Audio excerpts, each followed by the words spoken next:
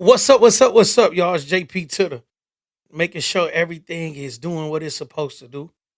No, that's kind of like my thing. All right, all right. Yeah, yeah. Okay. So the sound good. The volume is where it need to be. Let me make sure. Yep. All right. Everything is exactly where it need to be.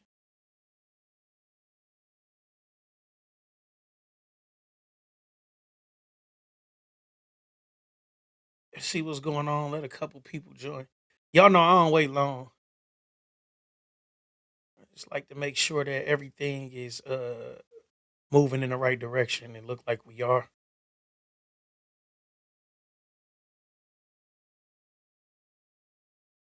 Bam. Okay. Couple people tuned in. I appreciate y'all. Boom, boom, boom. I'm not gonna have everybody waiting too long. Um, Most of the time I'm making content to repurpose it anyway, so it's not like I'm trying to gather the crowd as they say. It's been a crazy few days. Um, as many of you already know, I did a 4.5 hour long podcast or live stream with the one and only Dawgface. Shout out to Dawgface. And the the numbers look good. The numbers look good, but the response was overwhelmingly positive, and I was ready for more backlash. I prepared myself for a little more um drama, and I'm glad that it wasn't drama.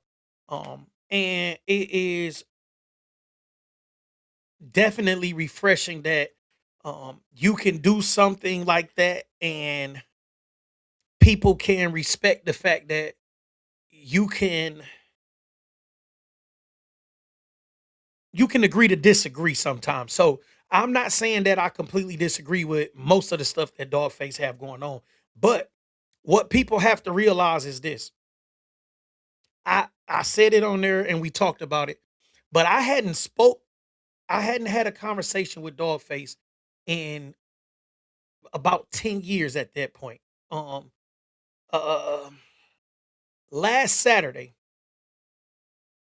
Dogface reached out to me and he was cussing me out in my DM, but I have this AI set up.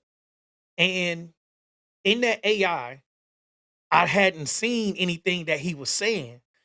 I was just going about my day. Me and my fiance was at brunch. Like everything was kind of smooth.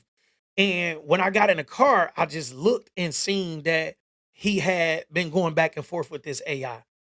And I'm not in the space to do a bunch of arguing. So when I seen that he was going back and forth, I seen what point he was trying to get to, which was something that I had said on one of the other live streams that I did. And I believe it was the one with BK Baby Truth. And I was saying that Dogface had said that he put me on the road and all of this stuff.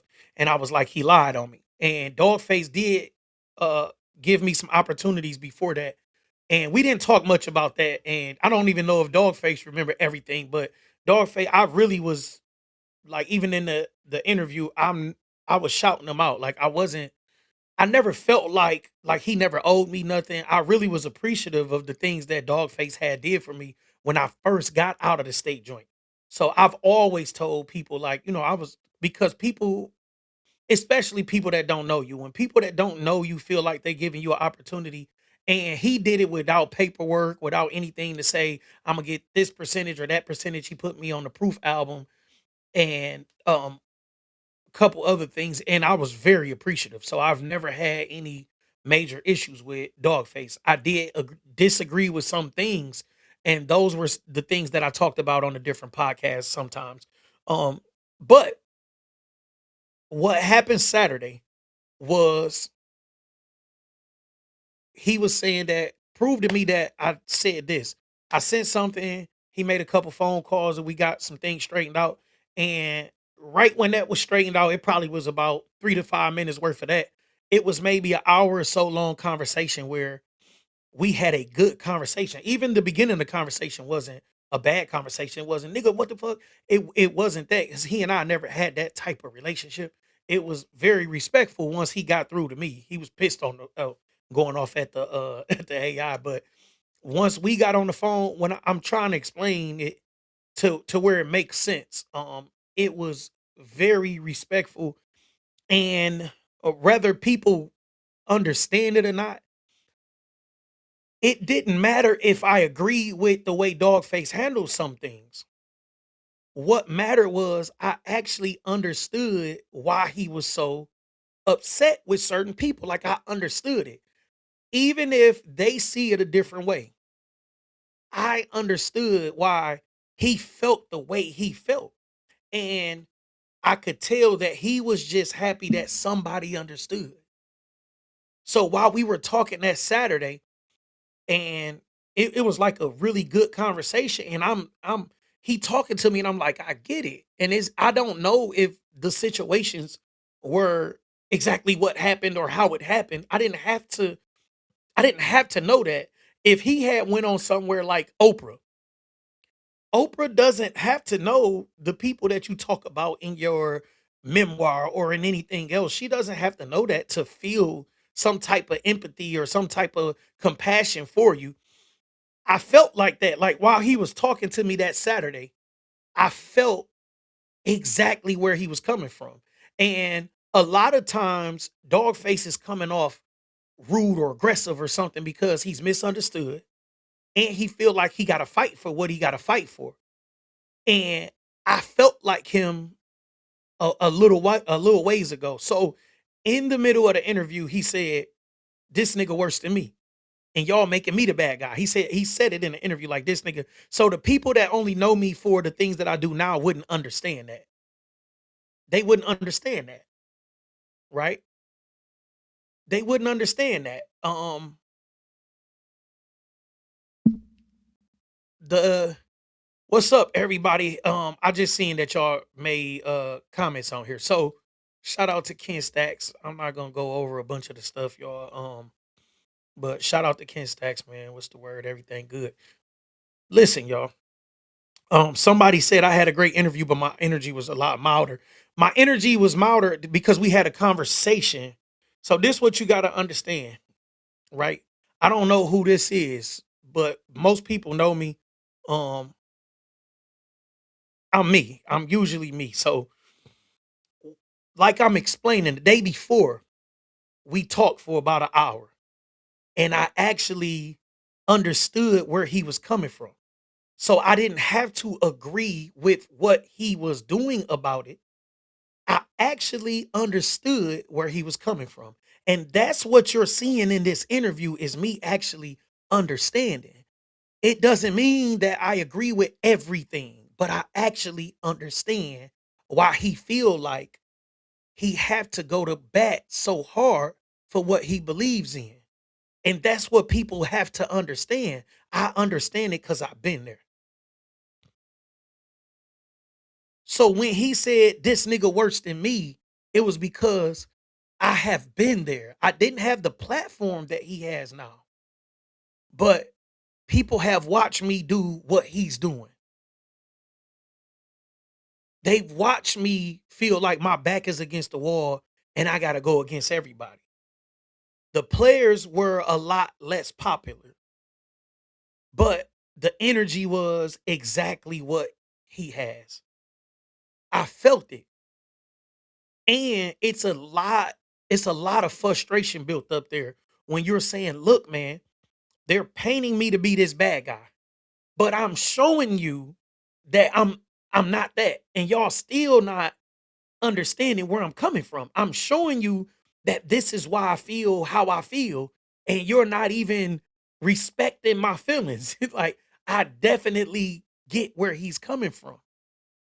And I wasn't there to have some of these conversations. I wasn't there when, some of these people made statements against him, or they, got together and said this was going to happen or that was going to happen. I wasn't there, but I understood why he felt like he had to fight for himself, because I've been there. So for the people watching who don't know my history or don't know um the things that I've went through to get to here, it didn't make sense.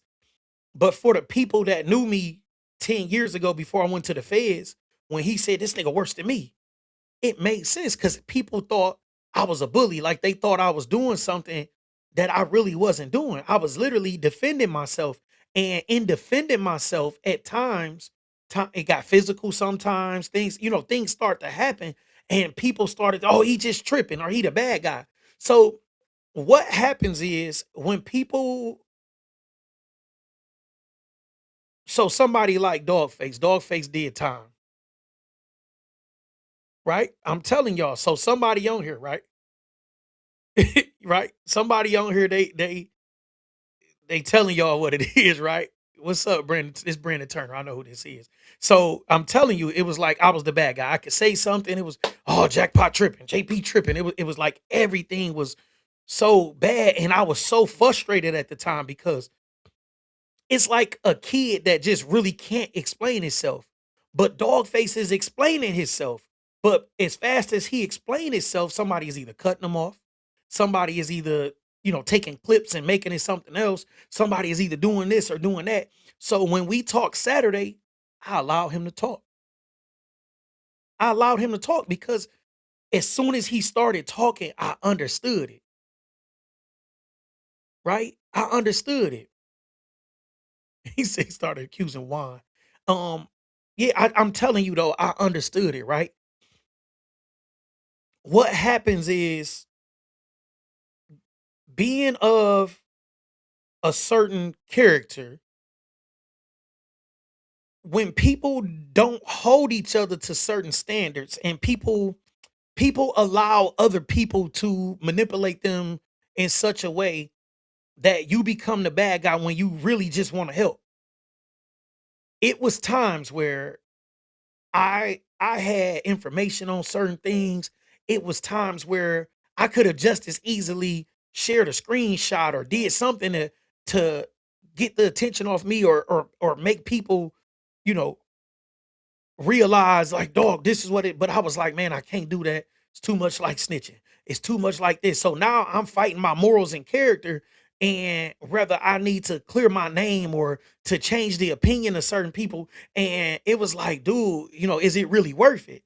So with the information that was sent to me from Dogface on Saturday, I'm telling you, I understood.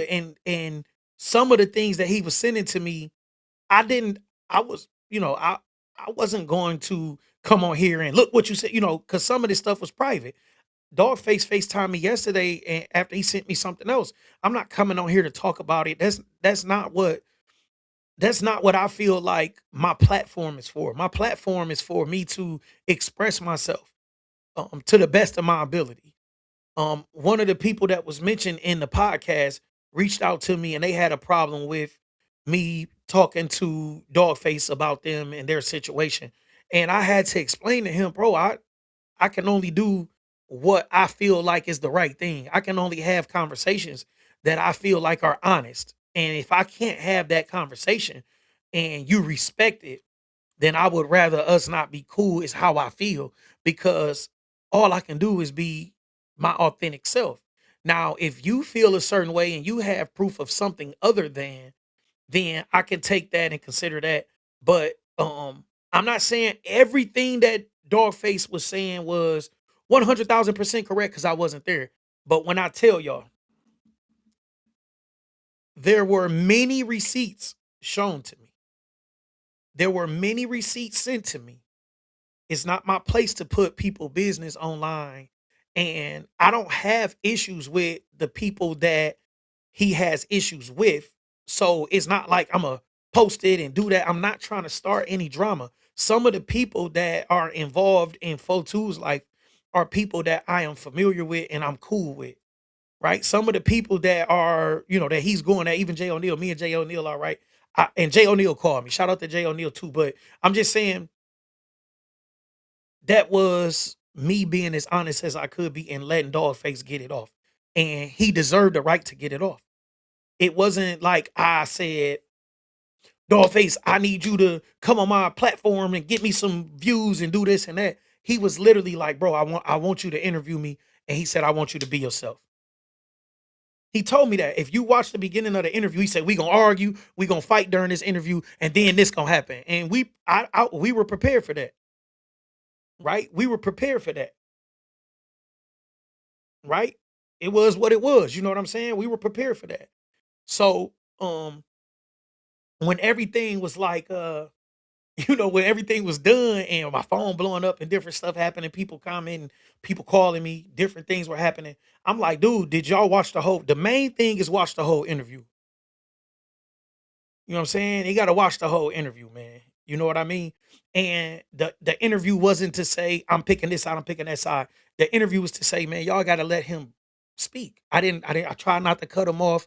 I try not to, even if I had a difference of opinion, I try not to, but you said, but this and that, that's not how you get to the bottom of something. When I said that I never fell off, I never fell out with a real nigga. I really mean it. I've never fell out with a real nigga. And so if it's anybody that's on the opposing end that feel like they have a problem with me, then it's something they have to check within themselves because I never fell out with a real nigga. You right? Shout out to my people on here, man. I'm telling you, if anybody know me, they gonna tell you I never did no backstabbing stuff. I never backdoored none of my homies with no women. I never did nothing to compromise my integrity. I'm that type of person. I'm not the person that's throwing money all around. I never did nothing that would make people feel like I can't be in the same room with them or I can't be trusted. I hustle from east to west. I've never been in a room with some people and took information back to other people. I'm somebody that's probably I'm gonna die with secrets, right? I'm a person that was in the streets all of my life. When I caught my Fed case, I was fighting this case, y'all, and I paid for my attorney. When I went and brung him the first 5,000, he said, what did he tell me? He was like, man, I checked out your music. And he was like, man, for them to say you doing everything you doing, and he said you're not mentioning pills in your music, OT trips, you not mention. I'm that type of person. I'm not the person online saying we on the road, we doing X, Y, and Z, we doing all of this stuff, right? So I'm the type of person that I feel like I'm me. I can be me in any room I'm in. I can be me if I'm sitting in a room fighting for my life with the feds, I'm still me. I can be me if I'm in a room doing community service, activism work. I can be in the same room when I'm doing rap stuff. I can be in a room when I'm doing business consultations. I'm the same person. So everything that you see with me is just me, right? So I don't know who this is, but shout out to them, right? They say you can't be scary. It was nothing to be scary about, right? It was nothing to be scary about. With me, I'm always me, and I can handle anything that I get myself into. So I'm always me. Before Dogface and I talked Saturday, I had a certain opinion. My opinion was kind of like everybody else, like, oh man, he tripping. He just doing this for attention or whatever. Like, man, he tripping.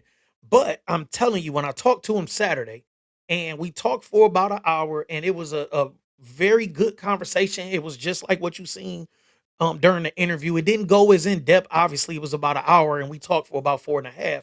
But when I it was a complete understanding. And what people have to decipher is a understanding is different than a agreeance. But I definitely understood where he was coming from. Right? What this is why I'm pissed. And he is so frustrated that he's saying, look, man, I'm giving y'all these receipts. I'm telling y'all that this is what this is, and y'all tripping, right? You saying the often call, oh, the super neutral role. Okay. So yeah, I get exactly what you saying, right? In my case, I can be super neutral. No, no, I'm just being honest. In my case, I don't have a dog in the fight either way. These are not guys that are like my best friends, and even the guys that I do know, the J O'Neills and stuff like that. They are guys that I know, but they are not guys that I could come on here and just no, my dude ain't never did that, nigga. I grew up with him. We was in the sandbox. Like I got some homies that if you told me one of my homies did something a certain way, like I'm like, hold on, man, that ain't even dog character. We done been in the trenches. You know what I mean? So it's just different things. You feel me? So I don't have a dog in the fight because I don't have a dog in the fight.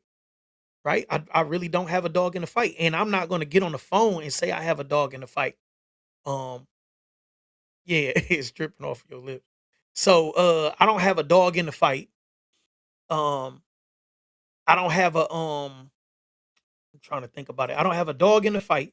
I don't have like nobody is making money with me per se, and nobody could tell me that I can't make money the way I want to make money. If Dawgface want to do a podcast together every day, I do a podcast. Dawgface has a platform and it's money on the flow. You know what I'm saying? It's time to get money. And I'm gonna get my money, right? Because nobody else that whoever here, I'm not making money with Juan or this even Jay O'Neill. I'm not making money with anybody to where it's like, dang dog, we get money over here. How you over there? Like, nah, I go get my money. How I get my money. Right? Because my kids can't eat no handshakes and pounds. Right? And even if it turned deadly street, what the hell do that got to do with me doing a podcast? That's what people got to understand. Like, if you feel like an interview or doing a podcast, oh, if it's my beef, it's your beef. And I'm like, all right, then we beefing. Like, it just is what it is, man. So at the end of the day, anything that I do, I can handle myself. I wouldn't have jumped. Like I said, I was expecting a lot more backlash for what I knew we were going to do. Um, I knew what we was going to do, right? So I was expecting a lot more backlash, and it really wasn't. It didn't get that bad. Now, with the people who did feel a certain way, I was able to handle it. Look, man, I'm jackpot. I always been jackpot. Like I don't. I went to jail at 18, y'all. Like literally, I just turned 18. I went to jail for a violent crime. I fought for my life. I handled my business, right? I handle my business. I went in there. I knew that my back was against the wall. The case I had, it was a floater. I could have ended up with life. I fought. I never cooperated. Never did anything that was compromising to my integrity or to make anybody else feel like I was questionable. Somebody is still on tripping. So I never did anything that was like I don't know. And I was 18, bro. I was 18 when I caught my case. I've stood on morals and principles my entire life, right? My entire life. I stood on my principles my entire life. I am 41 going on 42. Um I did not get this age and then decide that, oh man, I gotta start biting my tongue. Oh man, I gotta do this. Oh man, I gotta do that. As I stated at the beginning of this live stream, I was a lot wilder, but I honed it in. I'm still not taking no BS, right? But what I came to realize was I thought aggression was needed and it really wasn't. I thought defending myself was the way to go, but it's really not, right? It's really not. If people don't understand it, it just wasn't meant for them. And going to school for business made me realize that because as I started to develop myself more um, in my education and in my business and different things like that, I started to feel like, man, I don't have to argue about this. I don't have to fight about the way I feel about something because the people who can relate to it, they can relate to it. The people that it's supposed to connect with, it'll connect with. I don't have to tell them why this should connect with them. So if somebody like Dawgface go out and do a podcast and he say certain things, there are people that are going to connect with that. And then there are people who's going to be disconnected or feel like, man, I hate that nigga. It's going to be people that feel like, man, why they keep putting this month on the platform? Man, why this, why that? And they still watching it. They still watching it, right? They still some of the people who say I can't stand this dude sat and watch 3 to 4 hours worth of me talking to him.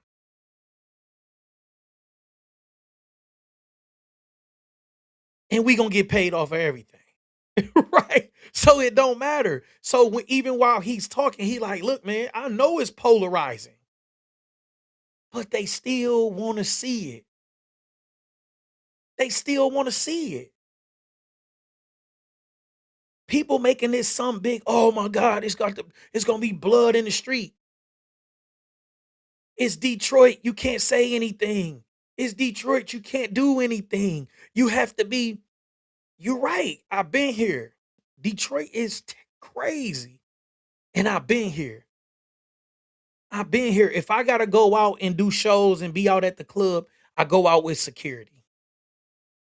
I have to go out with security.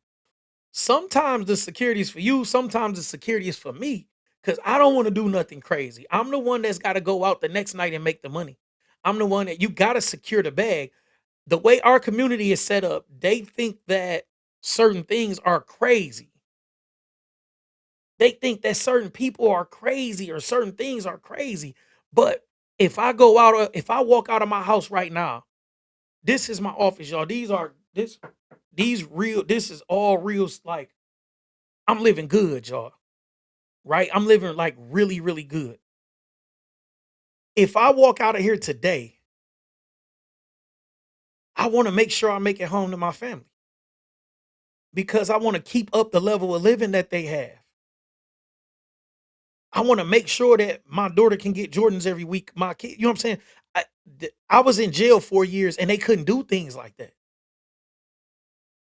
They were coming to see me every week. Sometimes it was rough just getting up there. Sometimes things happen where I had to make calls and can y'all please drop something off to Lily? Can y'all please do this? And Lily thugged this shit out. Lily wasn't out here dealing with dudes, trying to keep her head above water. Everything was teamwork and we got through that bit. I'm not coming home to be right back in jail because some dumb stuff that happened when I was 16, 18, 19 years old. I'm not coming home to be killed out in the street for something that don't got anything to do with me.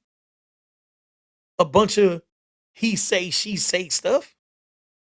But I don't have to water down my opinion about anything, especially when I understand. And a lot of us probably relate more to Dawgface than we really care to say, but we don't have the balls to say it. And I understand. Right? I understand. If he called me right now, I would have a conversation with him because I understand. And I didn't understand until Saturday. So I'm telling y'all, I was a lot like y'all until I listened. I was a lot like y'all until I listened. Even with the people that he have the bigger issues with, these issues really shouldn't be that big. The internet is amplifying the issues. Some of these issues are let's sit down and have a conversation issues. No blood has been drawn. None of this stuff has led to anybody doing any irreparable damages to anybody. And I feel like in the future, things may end up like that. I'm hoping to end up like that and not the other way on any part. Because at this point, Detroit is very peaceful.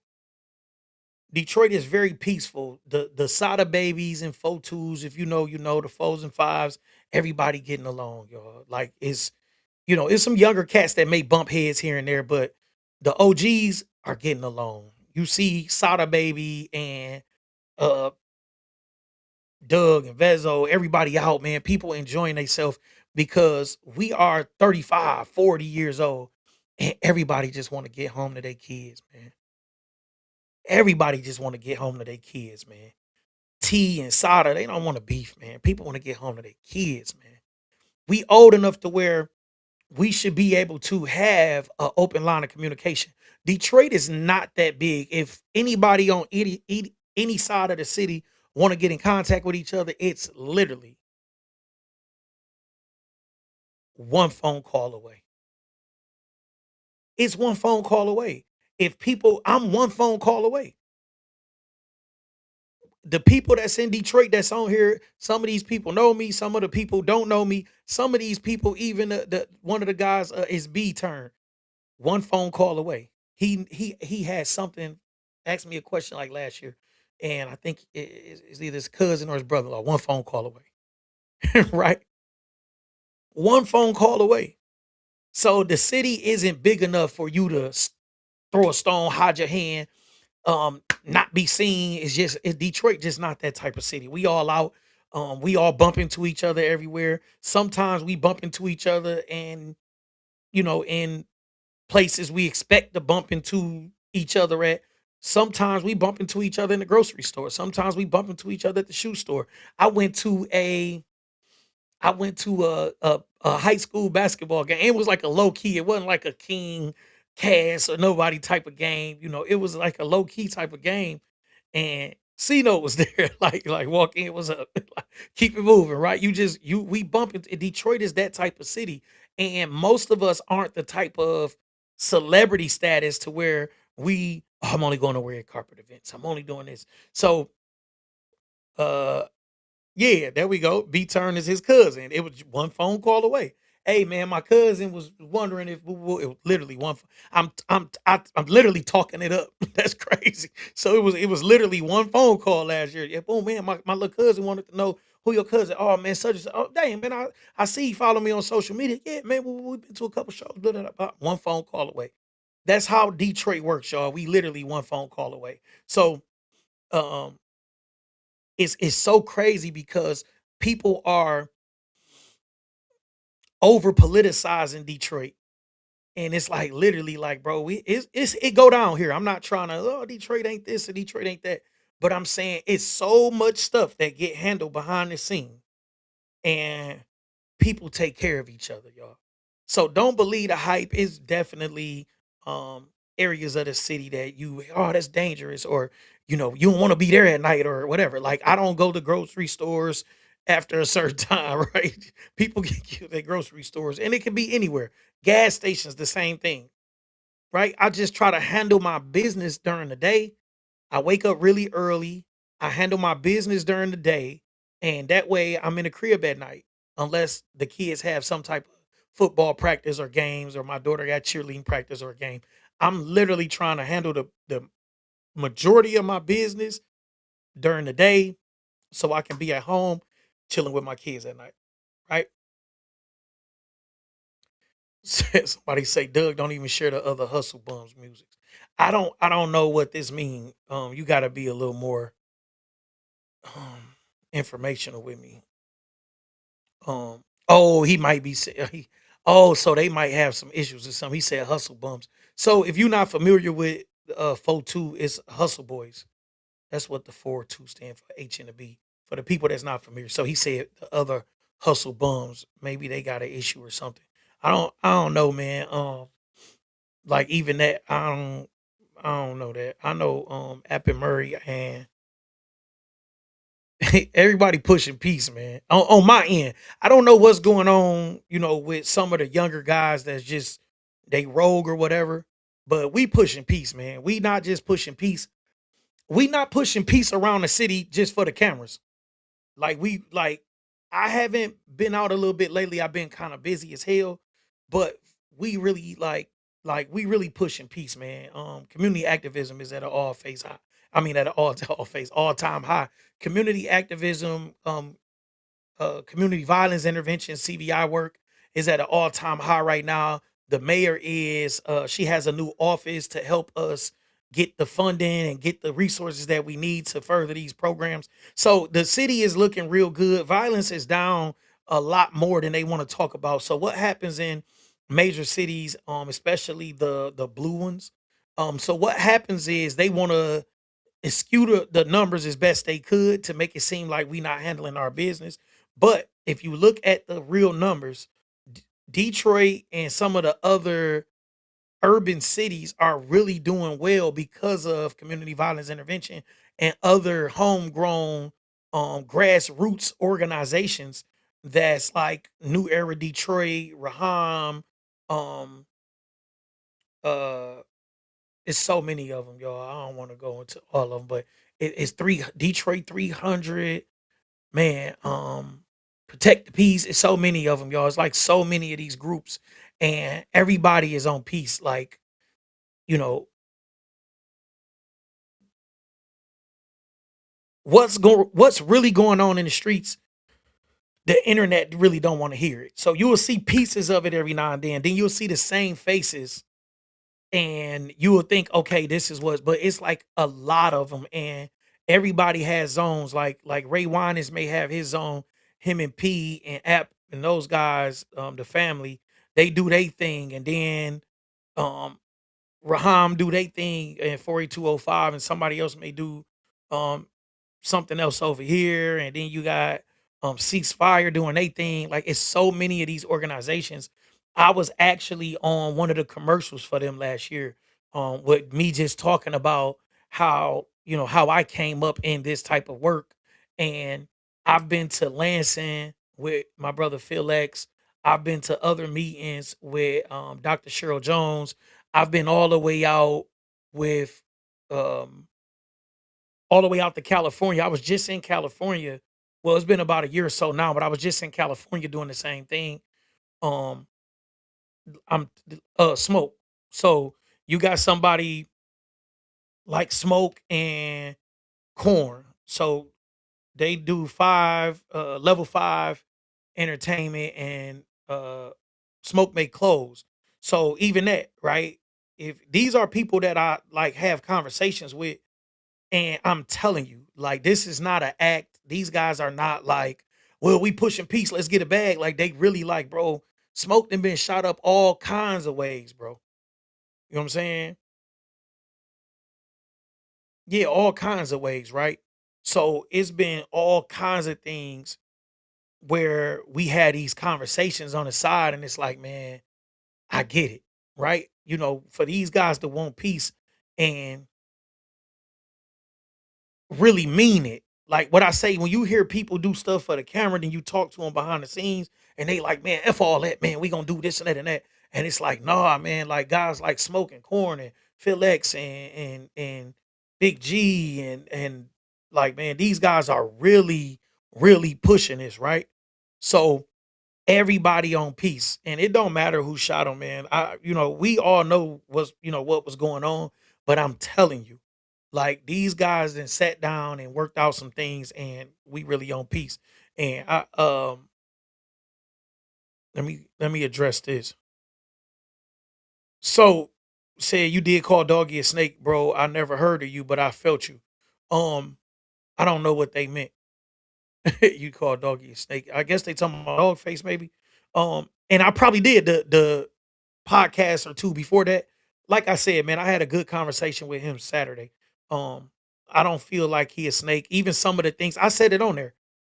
Like when he was talking about um Al Nuke, right? So I'm thinking, dang man, this thing, he went down there and cozied up with Dog, shot a move on him. Now he beefing with him, but that ain't what happened. Like, you see the receipts, you see how everything going.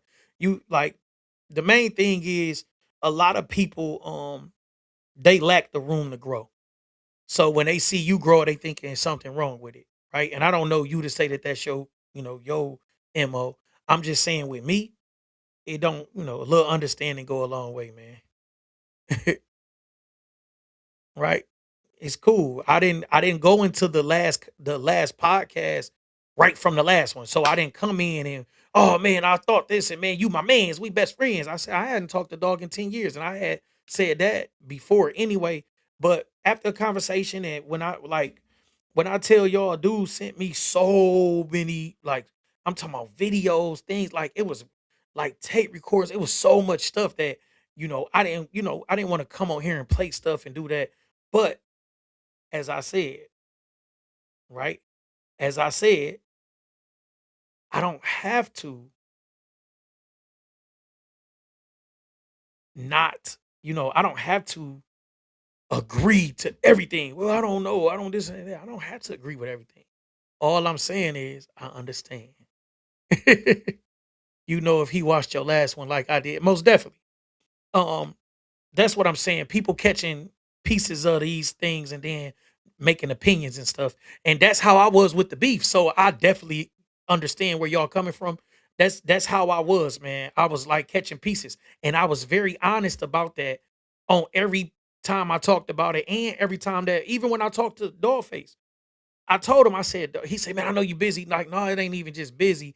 It's just me. I don't like being super messy about stuff, especially stuff that it don't pay me and it's not that close to me. Like these not my guys. So um I was very honest about only having bits and pieces of what was going on.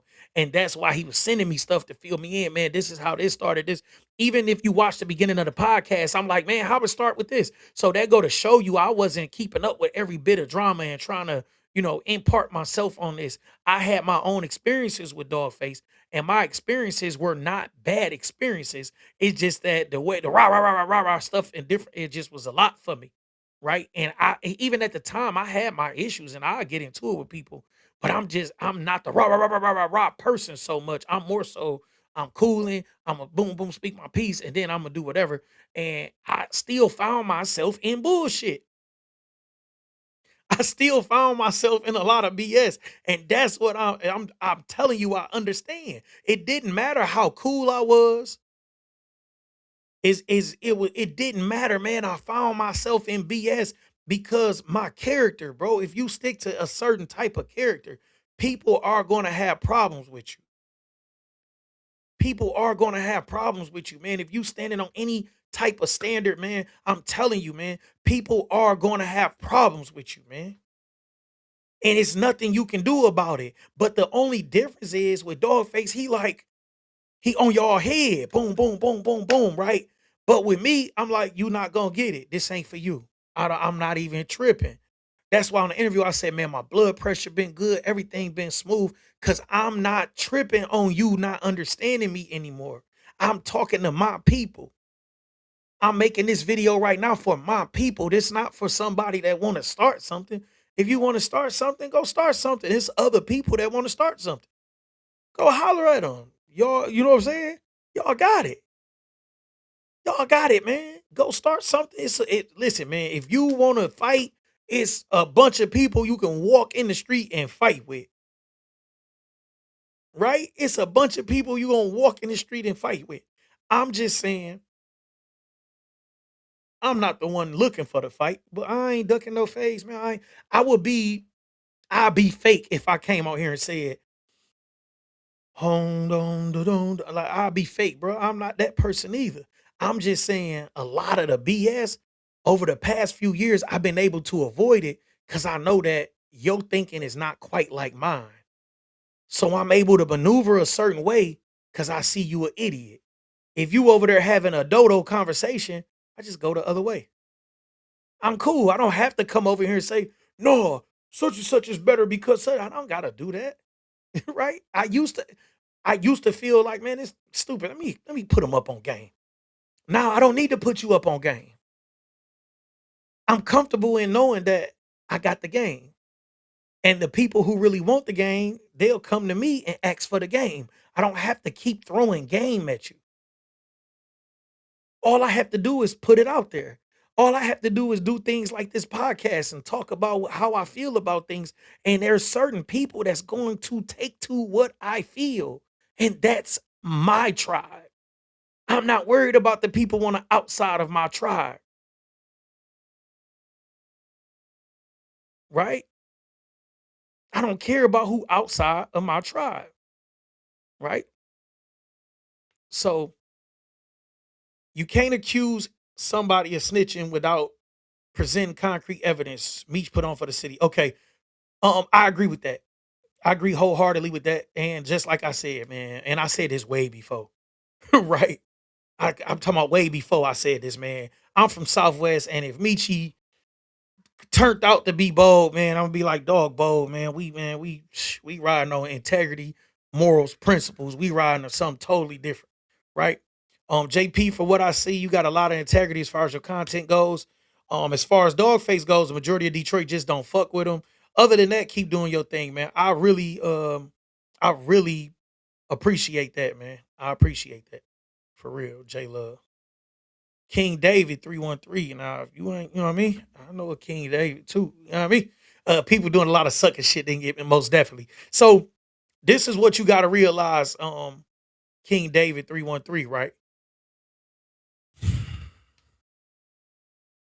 You can't hold somebody accountable that's not in the mental capacity to be held accountable. So if one of my mans pull me up, right? We operating at a higher level, right? So if my mans pull me up, boom, I'm thinking about it. Even if I don't agree with what he's saying about something, I gotta think about it because this wouldn't be my man's if I didn't value his opinion. Anybody that's around me, I have to take their opinion into consideration because they are around me for a reason, right? Now, somebody may be around me for a different reason. Maybe you are around me because your opinion about this is valuable, but you start to give me an opinion about something else. And I feel like maybe on a scale from 1 to 10, your opinion is only valuable around a level 3 on this particular issue. Now I'm giving weight to that opinion based on how valuable and experienced and whatever your experiences are, your education is, or whatever in that area. Now I'm weighing it. It doesn't mean I don't consider it unless you're an expert or unless you've been through it or whatever. But it does mean I give weight and credits to people that's been through something. And what people miss the parts of the interview where he said stuff like that. Like, I'm doing this interview with you because I know you've been through something and I can respect your opinion about something. So that's what people have to realize. The conversation looked the way that it did because of a certain level of respect. He not more worried about me than he is about anybody else. I'm not worried about nobody doing anything to me. It's just respect. And we've come to the point where we feel like content mean we have to be disrespectful just for people to tune in. For real. No, they funny, man. This my guy, man. What's up, Big E? No, I know another King David, man. PML to the brothers of the struggle, man, and the sisters of the struggle. So when it's all the smooth taste, like they like, dang, I'm so cool now. This Listen, man, this Big He know, Big He didn't I ain't gonna say, but Big He know I'd have been on some garbage, right? He know I have been on some garbage, right? And and I didn't even brag about that. I didn't brag about that online. Big He, think about it. I didn't brag about that. I didn't, yeah, I did X, Y, and Z, man. I did boo, boo, boo, boo, blah, blah, blah, blah, blah. I didn't do that. You know what I'm saying? Some other people may have, made some comments here and there, but I didn't do that. Right? I handled it like a G. I handled everything like a G, man. Right? Right? So one thing for sure, you went to the 313 day celebration, they would agree you were open arms. From what we see, you try to uplift the city. Detroit resonates to that. Most definitely. He just basically saying that even if the 313 day, it was a lot of the people that he had problems with. I'm telling you, bro, I don't have problems with nobody. I've literally marched with people. I just did a march with Peasy before it got cold. I'm telling you, bro, like it's not that I came on here like this my road dog is me and you against the world. And I wasn't trying to put off that energy, even though I do I do say what's on my mind at times because that's what's on my mind, right? I do say what's on my mind. Like if he says something like, "Dang, that makes sense because of X, Y, and Z." So, man, I'm telling y'all, man, just in retrospect, the interview went way longer than I expected. It was way better than I expected, and we had a genuine conversation that was not a setup. It wasn't anything that was pre-planned. I literally talked to him the day before because he didn't like some of the things that I was saying on the other podcast that I had did, the other live stream and different things like that. And as fast as he got on the phone, I'm telling you, it was not like, nigga, so just like we didn't have that conversation. He was cussing out the AI in my inbox. He was going crazy on the AI. But fast as we picked up the phone, it was like, because I had sent the video. He was cussing out the AI when I looked at it, and he was like, I never said this and that and that. And I sent the video. And I think it made him realize, like, dang, this is what you think. And he was like, no, I wasn't talking about you, JP. I was talking about this and that and that. He called the guy, boom, boom, boom. And I'm telling you, the conversation was smooth, bro. Like, it was really smooth, y'all. And I could have this type of conversation with just about anybody. If App wanted to come up here, me and App can do a dope interview, or Murray, or Corn, or Smoke, or anybody, because I'm always me. If you talk to people, they're going to say, oh no, jackpot, yeah, man, is the conversation to be the same. The only thing that happens is certain convers like one of the first couple conversations I had with App, I wouldn't have on here.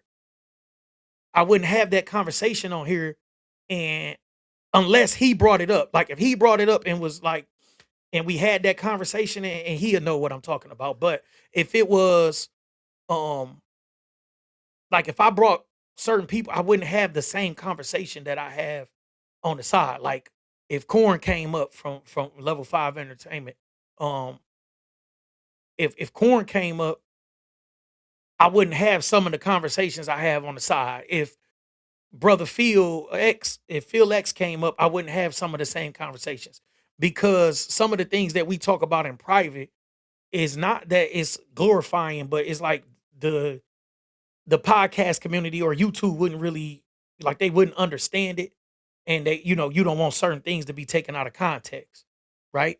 So other than me, holding back on certain things because of, you know, privacy issues, let's just say, or like real street stuff, whatever it may be.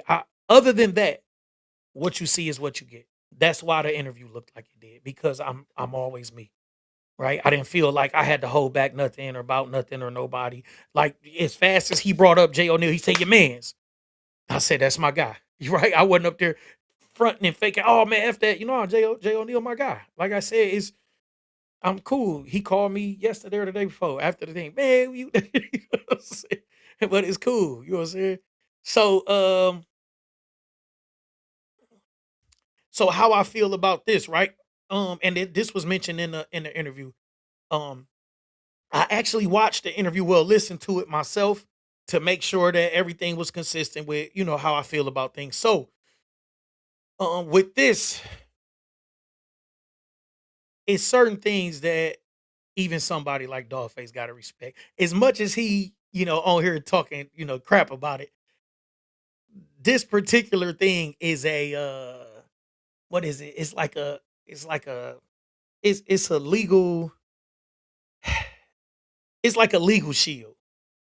So as much as they go back and forth online about it, that's what I'm trying to say. Some of the internet stuff ain't real nigga stuff. Like as much as and that nigga snitch, he wrote this and that, that okay, this was something that was filed for X, Y, and Z, right?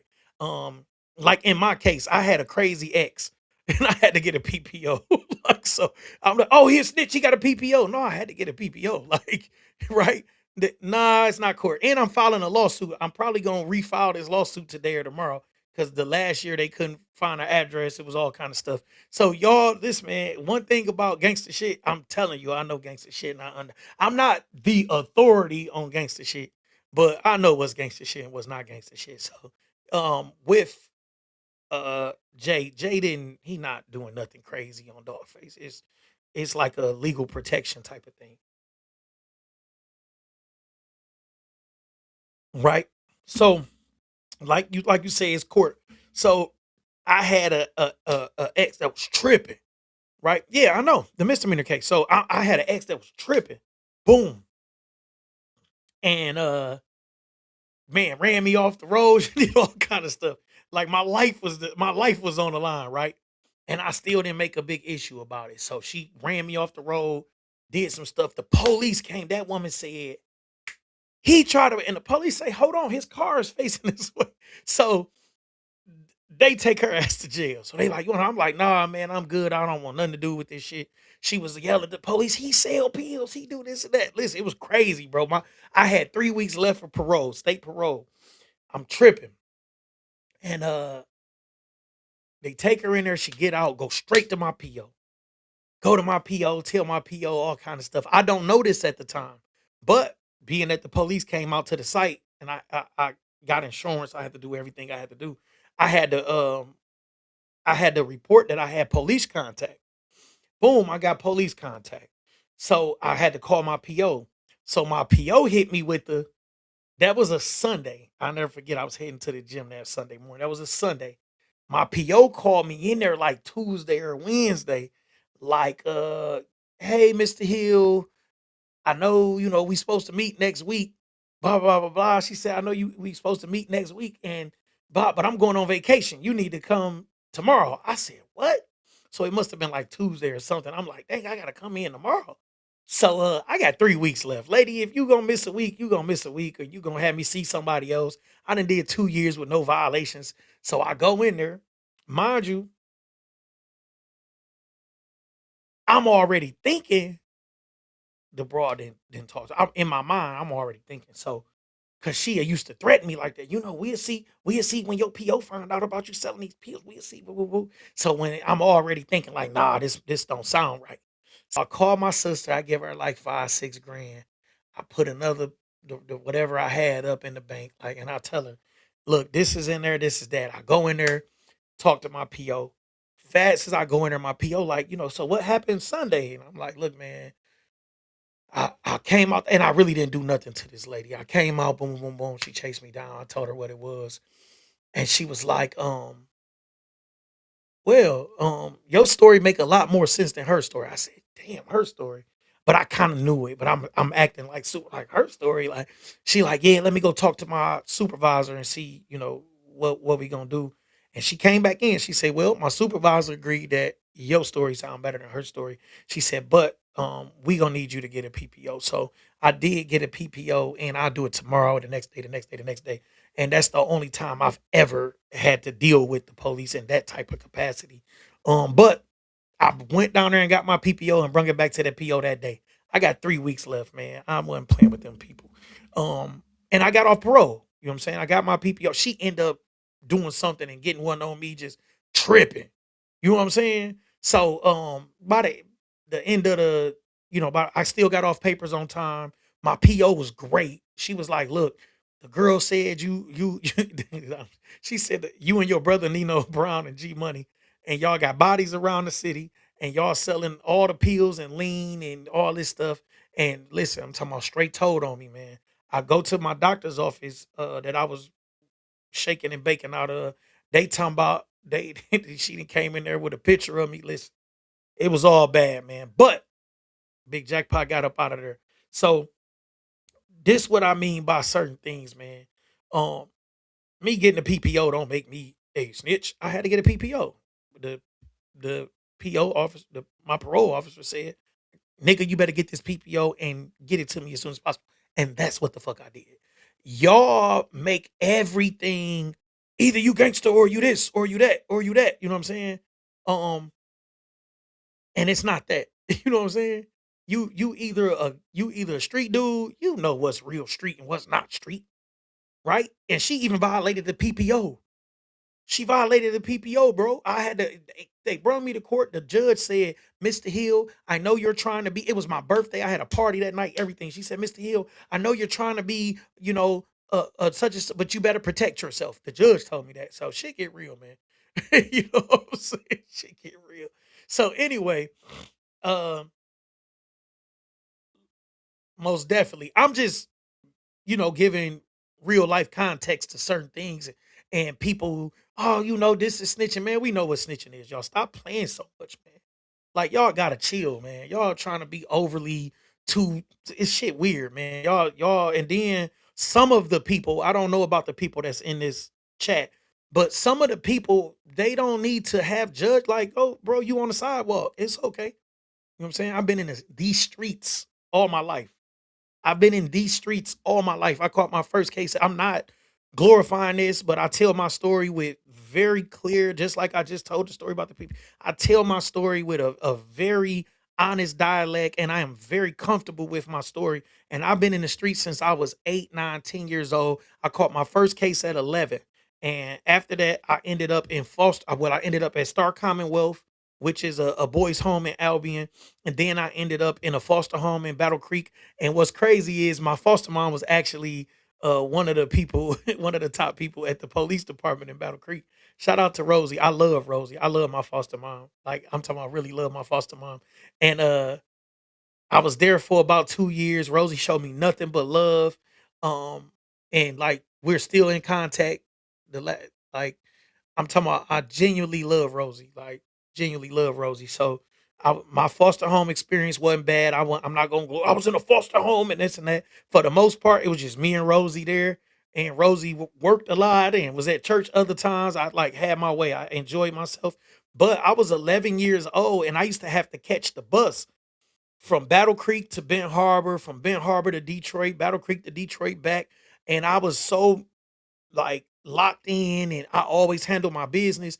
And the state, my worker name was Jim Youngdog. Shout out to Jim Youngdog. I should look him up and see if he alive or passed. I looked up one of my old principals this weekend and she had passed last year. I was really sad because I really wanted to reach out to her and let her know that I had changed my life because I was terrible. And rest in peace to Dr. Cheryl Collins. She really helped me out when I was at Gifted and Talented in Bent Harbor, Fair Plain Northwestern. She was like really locked in with me and she really wanted the best for me. And I ended up leaving there in handcuffs on my way to Star Commonwealth in 96. I was 11 years old. I ended up leaving there in handcuffs and shackles. I was they said I was a threat to the community. I was so little, y'all. I was probably 40 pounds, man. I was so little. But I was terrorizing Ben Harbor, even that young. And they handcuffs and shackles end up taking me to Star Commonwealth. I was in Star Commonwealth for a few months, but Star Commonwealth was straight. You know what I'm saying? I came in there gang banging. Um, on that side of Michigan at the time, well, it's probably still more heavy with GD activity because Ben Harbor is only right up the street from Chicago. So it's a lot of GDs, vice lords, and then a little bit later there was a little more four corner hustlers. But my project's vineyard was GDs, and then Highland was vice lords. Buzz had a little mixture of both, mostly vice lords. But I grew up gang banging. My family was gang bangers. Everything was gang banging and I took that to Star Commonwealth. When I went into Star Commonwealth, I was tripping. I was so little. I was like 11, and Star Commonwealth had people that um man, Star Commonwealth had people. They was like 14, 15, and these were gang bangers too. So it was like I came in there, but I'm in there kind of turned. Like I'm in Star Commonwealth turned and the big homies who were like 15, 16, whatever, they had to they had to like keep me under like under control a lot cuz I was like really hot-headed. So man, I'm talking about terrible, bro. So when I ended up at Star Commonwealth, I ended up going to the foster home. I visited a couple of them, and then I ended up with Rosie. Shout out to Rosie again. I'm talking about I love Rosie and her whole family. They just took me in, and they were really nice to me. Even after I left, I would come back, and it just felt like family. Um, yeah, in Benton Harbor, we call the city, we call Chicago the city. That's right. So when I come from Benton Harbor and I'm living in Battle Creek, my state worker called me one day. He said, "Hey, do you have step brothers and sisters in Detroit?" I said, "No, I have half brothers and sisters in Detroit." And I had never met them, but I did see a picture of my sister Tivia, and she looked like me, and she had to be like maybe right around my age at the time I seen this picture. Tivia like 8 years older than me, but at the time I see this picture, she had to be about 7 or 8 on this picture, and I was about 7 or 8, and she like looked exactly like me. Like looked exactly like me, and I was like, "Who the hell is this?" And if you know my sister Tivia, like her eyes light, everything, and it was like scary just looking at her. And I was like, "Who is this?" I remember this, and my mom told me. She said, "You have a brother and some sisters in Detroit." So when my state worker asked me, I knew exactly what he was talking about, and he said a couple of them reached out. They want to meet me.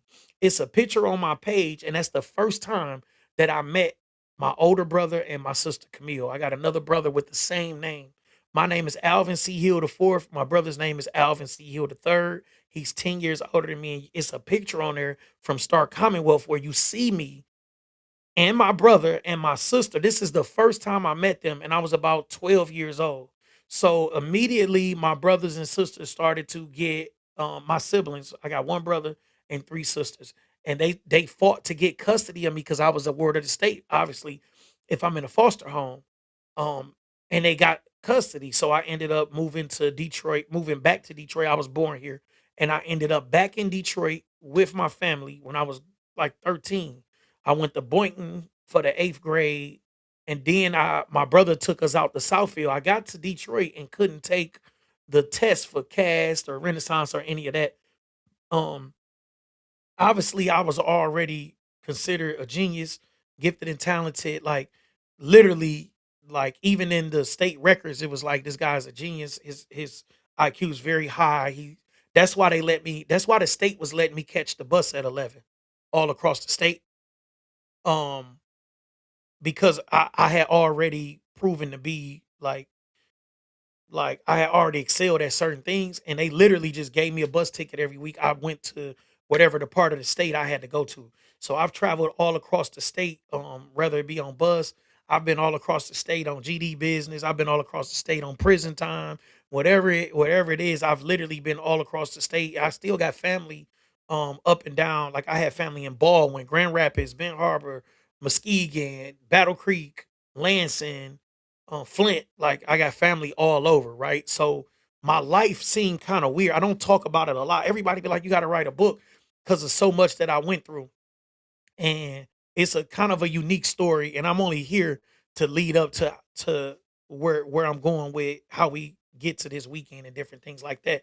So when um when I get to Detroit, my life was supposed to change because my family in Detroit, they church people. And even though Rosie was going to church, I wasn't in the church. Like Rosie go to church, I go and chase the girls around, right? So when I get here, it was like church time. Boom, it's church time. My brother moved out to Southfield, took me and my little brother out there. Um, Timothy Warren Sr., I was his co-defendant in state, Burton Leland. Okay, no, I'm not familiar with Timothy Warren Sr., right? I'm definitely from Southwest though. So um I come here and my life was supposed to change. I'm just being honest. The way that my life was set up here, I was supposed to have a way better life. I end up going to Lathrop. My brother moved to we moved to 12 Mile and Losser. And I say Losser because I lived right at 12 Mile and Losser, and it's definitely a H before a S. So I go out there, I'm going to Lathrop and I get a scholarship. I was in the ninth grade and I got a full ride to University of Michigan. They call it some type of hardship scholarship, and it started off as a full ride to University of Michigan Dearborn, and they literally like upscale your scholarship based on how well you perform in your high school. But not every high school participated in this program because it was like for excelling in academia, but having been through something. And one of is definitely not Lasher. But one of my teachers knew my story. Like it was like a class where we had to like talk about our life. And one of my teachers, she was like really into me, not like weird into me, but she thought like I was like the smartest kid ever. And when she like heard about me being foster homes and all of that stuff, she was like, I want to help him. And she ended up, it was me and maybe two other kids, if I'm not mistaken, in the ninth grade with me. She ended up like having me apply. I had to write like a 5-page paper or something and just talk about my life. But they end up awarding me this scholarship. And by that time, I had my mind made up. I'm like, look, I'm gonna do better. Um, so at this point is when I stopped smoking, drinking. Like I'm like, dog, I'm gonna do better. I'm gonna do better.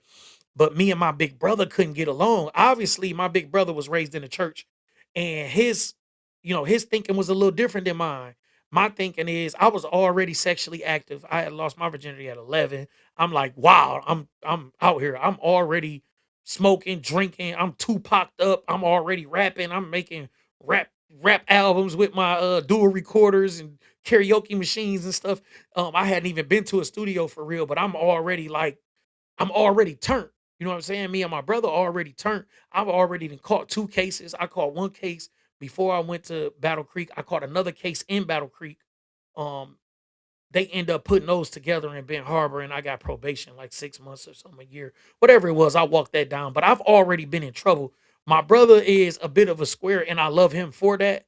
But he really didn't understand me and my little brother because hit the way he lived, he thinking, oh, and my brother was only 24 and he got custody of us. So at 24, my big brother to get custody of us, and he don't have kids, don't have, and we 10 years younger than him, but we've already lived probably 10 years more life than he has. And it was like a lot, man. We was like bumping heads a lot. And then it started getting violent. Like we was fighting, I was fighting my big, and then that led to us going to Children's Village. So when I was on the thing, right? So everything come full circle. So when I was I'm not gonna go into too much detail. I try not to do that. So when I was about 16, maybe going on 16, I ended up in Children's Village. Children's Village is in Oakland County. So that's where I met the people that I was hustling with in Pontiac. So when Dawgface was talking during the interview, I was like, I used to hustle in Pontiac. So this is how I started hustling in Pontiac. I met some Pontiac guys in Children's Village, and you know, some things lead to other things. I hustled a little bit in Pontiac. Had me a couple of girls out there and different stuff. But with that, I get out of there the first time. So the second time is when I start hustling in Pontiac. But the first time I go to Children's Village, so I leave my brother's house. We go to Children's Village. I ended up at Children's Village. Most definitely, man. I get it. I go to Children's Village, then I go to Wolverine for a month or two, and then I go to Boysville. I do a program at Boysville Maru Center in Monroe. So the program was supposed to be a 10 months, whatever they try to make it out to be. I fronted my way out the program. Shout out to Miss Hyduke, Miss Laginus, and all them people out there. I actually didn't the program was bad. I mean, I'm at the height of being a teenager. I'm like I said, I'm already sexually so I'm kind of in here like, man, I'm trying to get home, get to, you know what I mean? But I actually, I fronted my way out of there because I just wanted to go home. But once I sat down and reflected on my time at Boysville, it was very impactful. They have something called positive peer coaching. And once I was able to put my life into a little more context, that really gave me a lot of the structure that I have as far as holding my friends accountable and doing things a certain way. And it was like, this is what it is. So I get out of there. I go to my sister house. We ended up bumping heads about a year later or so. I ended up back in Children's Village. So this is where a lot of the stuff started to come back to head. So now I'm not the bad guy. I'm more calculated. I'm more I'm more I'm more of a thinker than I am. See, before I was beating people up. I was like, wow. But after Boysville, I became more like I watch more, I be more calculated. I became more manipulative. That's one of the things that Boysville like kind of made me. It was like, I need to get away with this, right? It's a means to an end. How do I get there? Not I'm about to tear this bitch up. Like I had to get out of that attitude to get to where I wanted to be. And Boysville really showed me that when I sat down and thought about it, like that was a turning point in my life because I fronted to get out of there, but fronting to get out of there really gave me like manipulation skills. And I didn't just front to get out of there. It's some guys that's probably locked in right now that was in Boysville with me.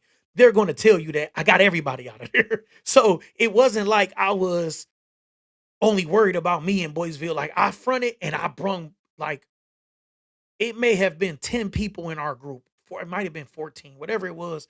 It may have been 14 people in our group, right? And when I got by the time I was on my 6 months of aftercare, it's like they probation, right?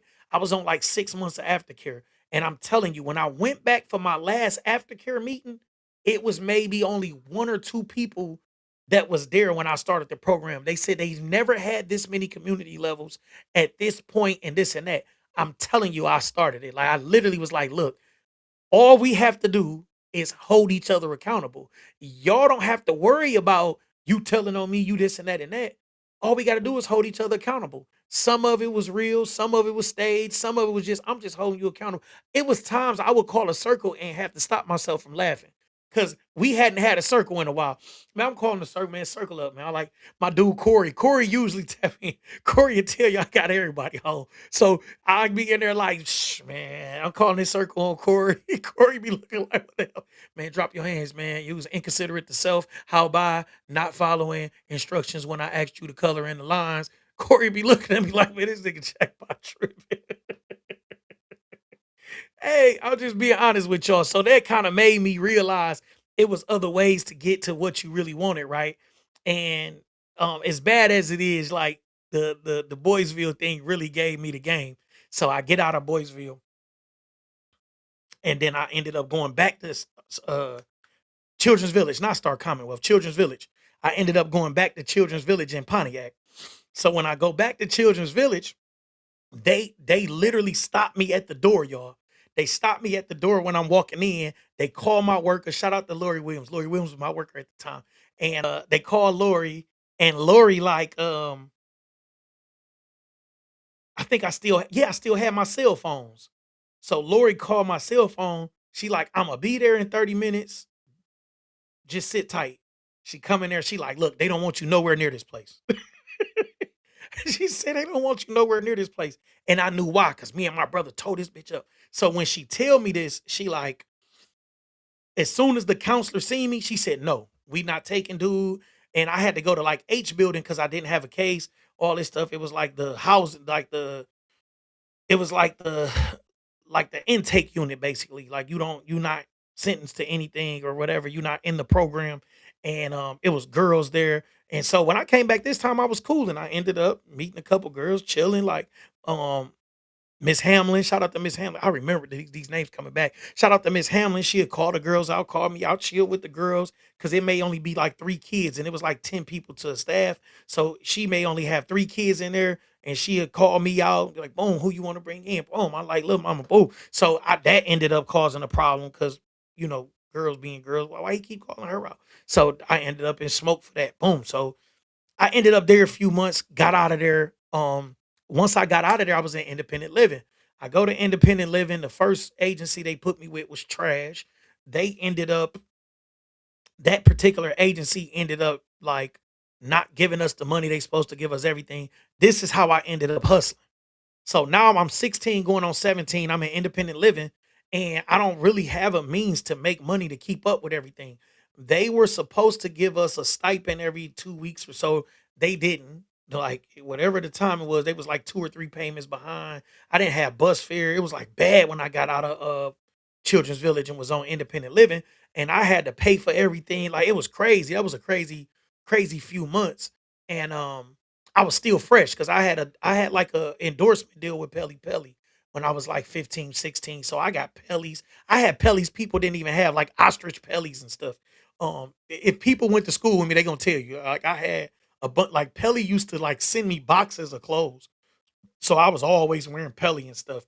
Um, so I didn't look broke, but I was broke as hell. And um my girlfriend at the time used to give me money. Like, here goes some money for this, here go this. So I was in so in independent living, this particular agency was Don Bosco. I was in Don Bosco the first time. Don Bosco was ran terribly. It was a bunch of NIGGAs.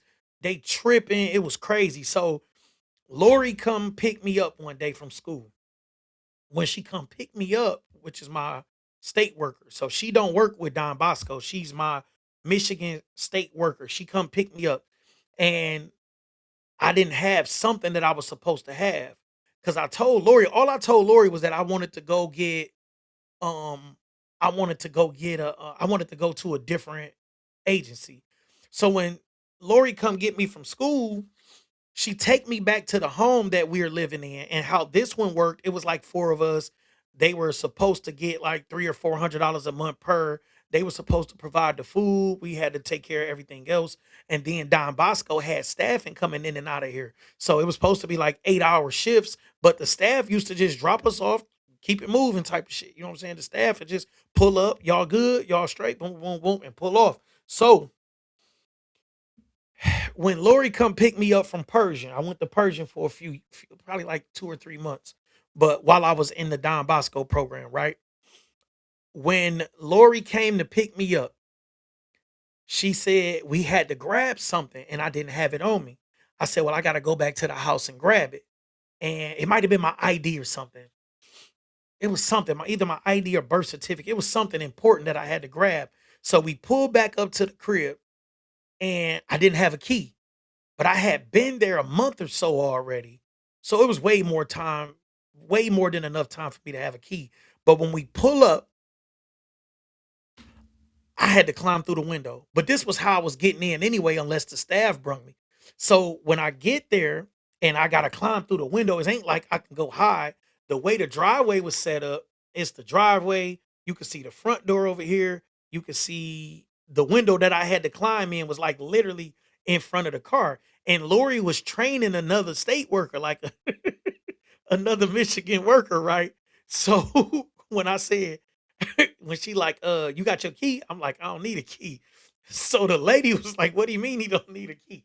And she was like, I don't know. Like they really was confused. Like, what you mean you don't need a key? So I went over there. We had the window like jimmied a little bit. So I had to do what we had to do. Boom, boom, boom. I jumped through the window, went in there and got what I needed. I come out and it wasn't that funny. Like I'm thinking, Lori, my dog, Lori had been my worker like a year, year and a half. She did nothing but make sure that everything was good for me. So I'm thinking like Lori wasn't laughing. Like she was like, this is some bullshit. So Lori and old girl, like they didn't take that well that I had to climb through that window. So they call whoever they needed to call, which made sense because the state was paying for us to be there. Everything was supposed to be. So when Lori was like, you got to climb through the shit, like they didn't give you a key. I'm like, no. So Lori asking me more questions about what's going on. And I'm like, shit, they ain't gave him a check. They ain't did this and this and that. And that. So Lori like, what? I'm talking about she flipped. But we couldn't even make it to wherever I was supposed to go. She was on the phone going crazy, like, why is dude, da, da, da, da, da. And they got him in here, this, he had to climb through the window. I'm talking about Lori going crazy. So when all of that was done, I go to the other meeting. So the other meeting was for Federation of Youth, which is another independent living program. So I went to meet with Federation of Youth. And when I get to Federation of Youth, they interview me. They don't even have males there. Federation of Youth is mostly females. So with all these females there, they said that okay, we're gonna start accepting boys, which were between the ages of maybe 17 to 19 or something. So I was in a first group, me and it ended up being my brother, but my brother was in juvenile at the time, but it was me, my brother, and a couple other guys. But um I go to the Federation of Youth meeting, come back, and still got to climb through the window. So I had to climb back through the window. When I'm telling you, y'all, she was pissed.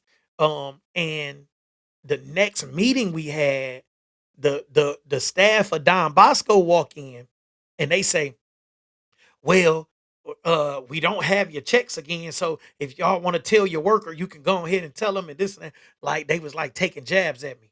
So I'm chilling. I chilled at first. The first person took jabs. I let them have it. You know what I'm saying? Boom. So when the next staff came in and started, because people want to tell their workers, blah, blah, blah, blah, blah, blah, blah. And I said, look, man, just put a name on it, basically. I'm like, you ain't got to say people, just say Alvin. You know what I'm saying? Say my name. So, the guys around the table just like, dang. And I was like, I said, but if y'all had y'all shit together, I wouldn't have to tell my worker anything. I wouldn't have to tell my worker anything. And I said, and I didn't tell her anything. She literally seen me climb through the window and you knew I was supposed to have a key a month ago. I had been in the program maybe 6 weeks at this time. Y'all ain't gave me a key. Y'all ain't did nothing. Y'all ain't paid me a check. Y'all 3 checks behind at the time, whatever it was crazy.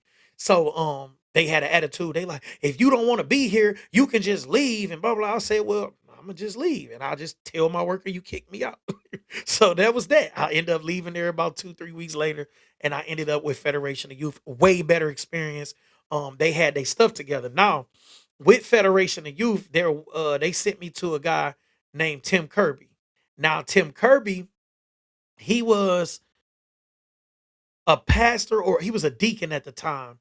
And Tim Kirby, I didn't mind being there because my brother was getting out of juvenile, and Tim Kirby took both of us, and we was cool. Like it was straight. He had his rules, everything was kind of moving smooth.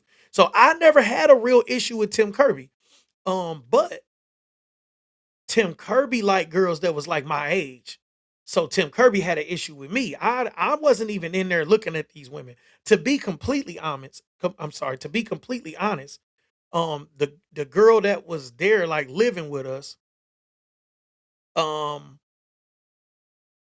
her mom used to come around. I liked her mom. Her mom's probably like 35, 40. I always had a thing for older women. So I liked the grandmama of the kids that was running around. I didn't care for the girl that was my age.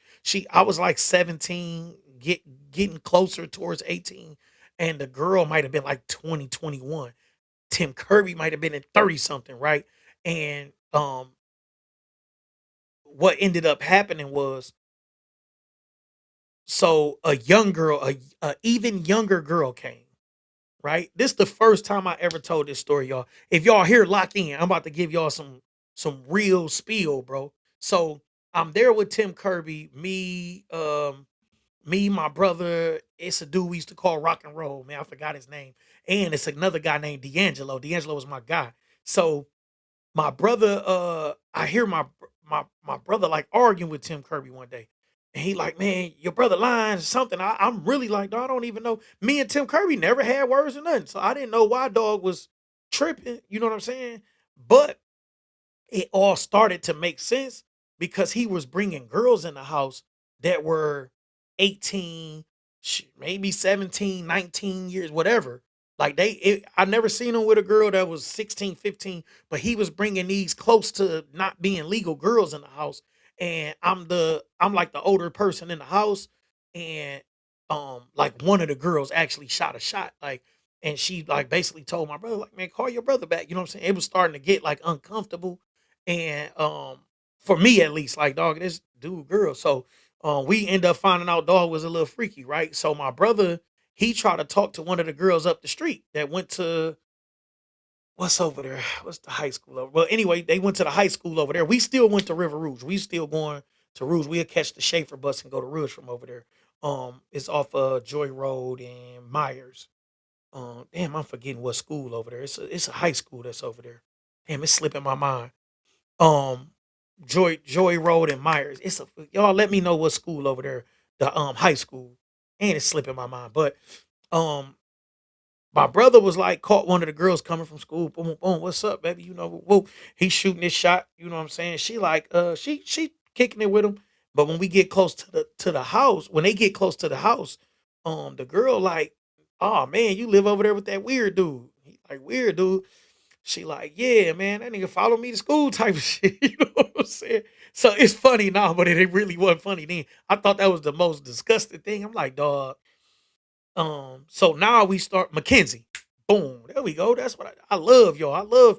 I love being on the live with real Detroit people, man. So Mackenzie. So the girl went to Mackenzie right over there. Boom. So um my brother like kind of weirded out, like, man, dog, she talking about dog followed her to school. But it's all making sense to me because I'm like, these girls are barely legal girls, like literally barely legal. And these the ones you don't mind bringing in the house. So at some point, you slipping below that line if you towing it anyway. You know what I'm saying? And that's what he was doing. So one day it was a cute girl there. Like she was like really pretty. Um and she had a baby. So I didn't think that she was my age or nothing. I was a senior at the time. I didn't think she was my age. I'm just thinking, this dog girl, you know what I'm saying? And I go, she come down the stairs because we used to chill downstairs. It was a big old, it wasn't a flat screen, but it was like a big old TV with a speaker at the bottom. It was like huge, like an entertainment TV. It was huge. And so we used to chill in the basement, me, my brother, and the other boys. We would chill in the basement, watch TV. Some of them play the game. I never really been a bigger game player, but they play the game. I'm chilling, and the washer and dryer was in the basement, so everybody else gone. The girl come downstairs. She washing her clothes because she didn't spent the night. She got on like a little robe. This weird, you know what I'm saying? So I'm just chilling. I don't think nothing of it. But she like staring at me, like just sitting there and just staring at me, sitting there and staring at me. And I'm like, I'm kind of weirded out. So um I just jump up and go out the side door. Like I just bounce. You know what I'm saying? Like, I get up and bounce. Cause she ain't washing her clothes no more. Yeah, Don Bosco. Yep, she not washing her clothes no more, right? And I'm like, this kind of weird that she just sitting there like staring at me. So I get up and bounce. Probably like an hour later, my brother get back to the house and he called me. He like, bro, where you at? I say, man, I was shaking the move. By this time, I'm selling weed. I was working at Jeepers too, Jeepers in Northland. Um, and I'm chilling. So I'm like, bro, I'm back in the hood. I didn't went out to Southwest. So I went back to the hood. I said, bro, I'm back in the hood. You know what I'm saying? He like, man, you need to come back, my brother. So my brother ain't playing. He own it. So my brother like, man, you got to get back. You know what I'm saying? I'm like, no, because I caught the bus out there. I didn't have a whip at the time, so I caught the bus back to Southwest. So my brother like, no, just get back to the house. I said, bro, I'm not coming back out there. I got to get to some money. You know what I'm saying? The money out here, I got some sales out here. I was just selling weed at the time. So I'm like, dog, I got to catch these sales out here, get me some bread. You know what I'm saying? He like, man, he like, oh, girl asking for you. I said, oh, girl, nigga, oh, girl, who? Like, you know what I'm saying? Cause it's girls all around the neighborhood. Boom, right? You know what I'm saying? That's where I live. That listen, this what I'm telling y'all about the energy. This right where I was at, 2214 Essel. So I was right on Essel, right? I think that's the address. It's tore down now. But I was right on Essel in Miami. So this where I'm hustling at, Essel in Miami.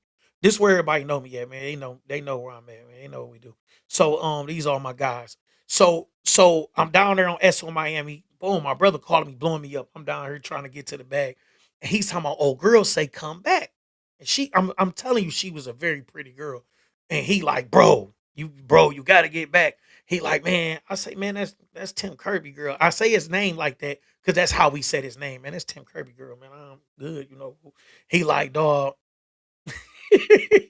He say, bro, she your age. And like I say, I'm of the legal age at the time. I'm 17, about to be 18. And he like, nigga, she your age. I say, nigga, what you mean my age? He like, nigga, she a senior at Central. Swear to God, it's crazy, bro. So I'm like, man, this nigga like 40 years old at the time or something. Like he chasing around this little girl. She like 17, 18, which is technically not illegal, but she's technically too young for you to be chasing up on. And she's still in high school. You a deacon. And he worked at a school. This was all weird, bro. This was all weird. So I'm like, man, this crazy, man. So I say, bro, I'm good. You know what I'm saying? So I tell my brother, like, bro, I'm good, man. I'm straight. I don't want nothing dogged and played on. You know what I'm saying? I'm cool and I'm gonna get this money. So I stayed out there in the hood. Boom. I come back. My brother tripping. Boom. The girl come back. It ended up being like me just bouncing, staying out of her way. I just literally just ducked this particular girl. But everything come to a head one day. My brother down there arguing with dude. He got a problem with me, and I've never had a problem with this dude.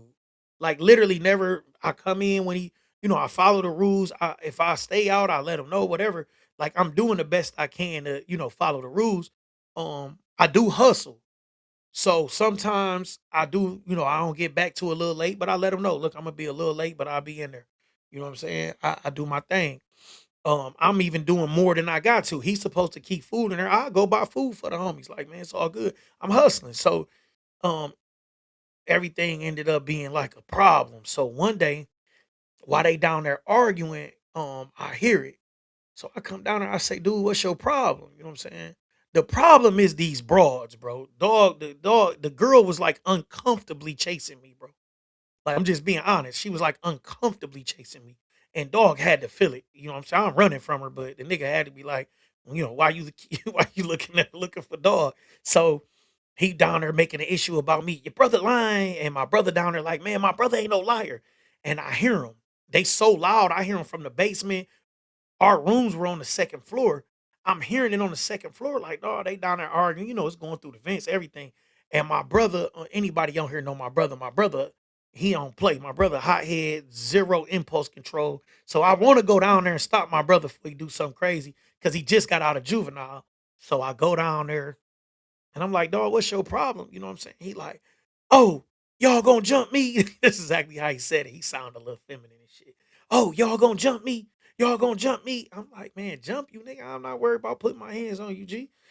Like, you know what I'm saying? I'm just saying, what's your problem with me? I ain't never did nothing to dog. Like, you know what I'm saying? I'm like, what's your problem? He like, you said such and such. I say, man, I ain't never told you no shit like that. Like, he was lying on me. I'm like, dog, I ain't never told you no shit like that. You know what I'm saying? Oh, you cussing? I'm a pastor. Some I say you wasn't no pastor when them young girls be around. Them young girls don't think you know pastor. He said what? Nigga pulled out a gun on us. Like he pulled out the strap. We got up out of there. So we get up out of there. I ended up going to my homeboy house. My guy Jarvis and Aaron. I ended up because I was out there a lot of times anyway. That's who stayed on Essel. So I was out there with them most of the time anyway. And when Lori came and she was like just kicking it with me about what happened, I'm like, man, dog tripping, dog was just tripping. You know what I'm saying? And I just told her, like, I ain't never got along with him, but I never was like starting nothing with him. You know what I'm saying? I was respectful. And while we were in the living room talking, she was like, well, I gotta get you another place and we gonna work on it. Is it anybody you want to stay with? By this time, I may be 2 to 3 months from turning 18, maybe. And she was like, Jarvis' mama, shout out to Kit, Kit Harris. Kit, like, she heard us talking, and Kit was like, Alvin, you don't gotta go find nowhere to stay. You here every day anyway. You know what I'm saying? She like, whatever they give you for rent, you can just give it to me, and we good. And that's what I did. And I stayed there for about 6 months. Like I said, at the time I'm hustling hard. It ended up being a drought on weed in 2002. So it was a drought on the weed at like man, what probably like August of '02, something crazy. It was like a crazy drought. That's how I started selling rocks. That's how I started selling cocaine. I was selling cocaine. I was working at the Wendy's fresh out of high school. I working at the Wendy's selling weed out the Wendy's. I'm hitting the register though. We had a nice little lick going at Wendy's. Um, what I would do at Wendy's is I wouldn't ring up anything but the meats. And basically I would make 100, $200. Right? I've been here hours. Somebody trying to bounce. So yeah, I've been there like I'm in there hitting the licks at Wendy's, and my homies are older than me, and they know I'm hitting this lick, yo. I'm hitting this lick at Wendy's crazy. I'm probably stealing $100 to $200 every day. It's over with now. And my old manager is on my page, dog. I can tag him and he'll tell you. They start telling on me. So I'm hitting the lick and they telling on me.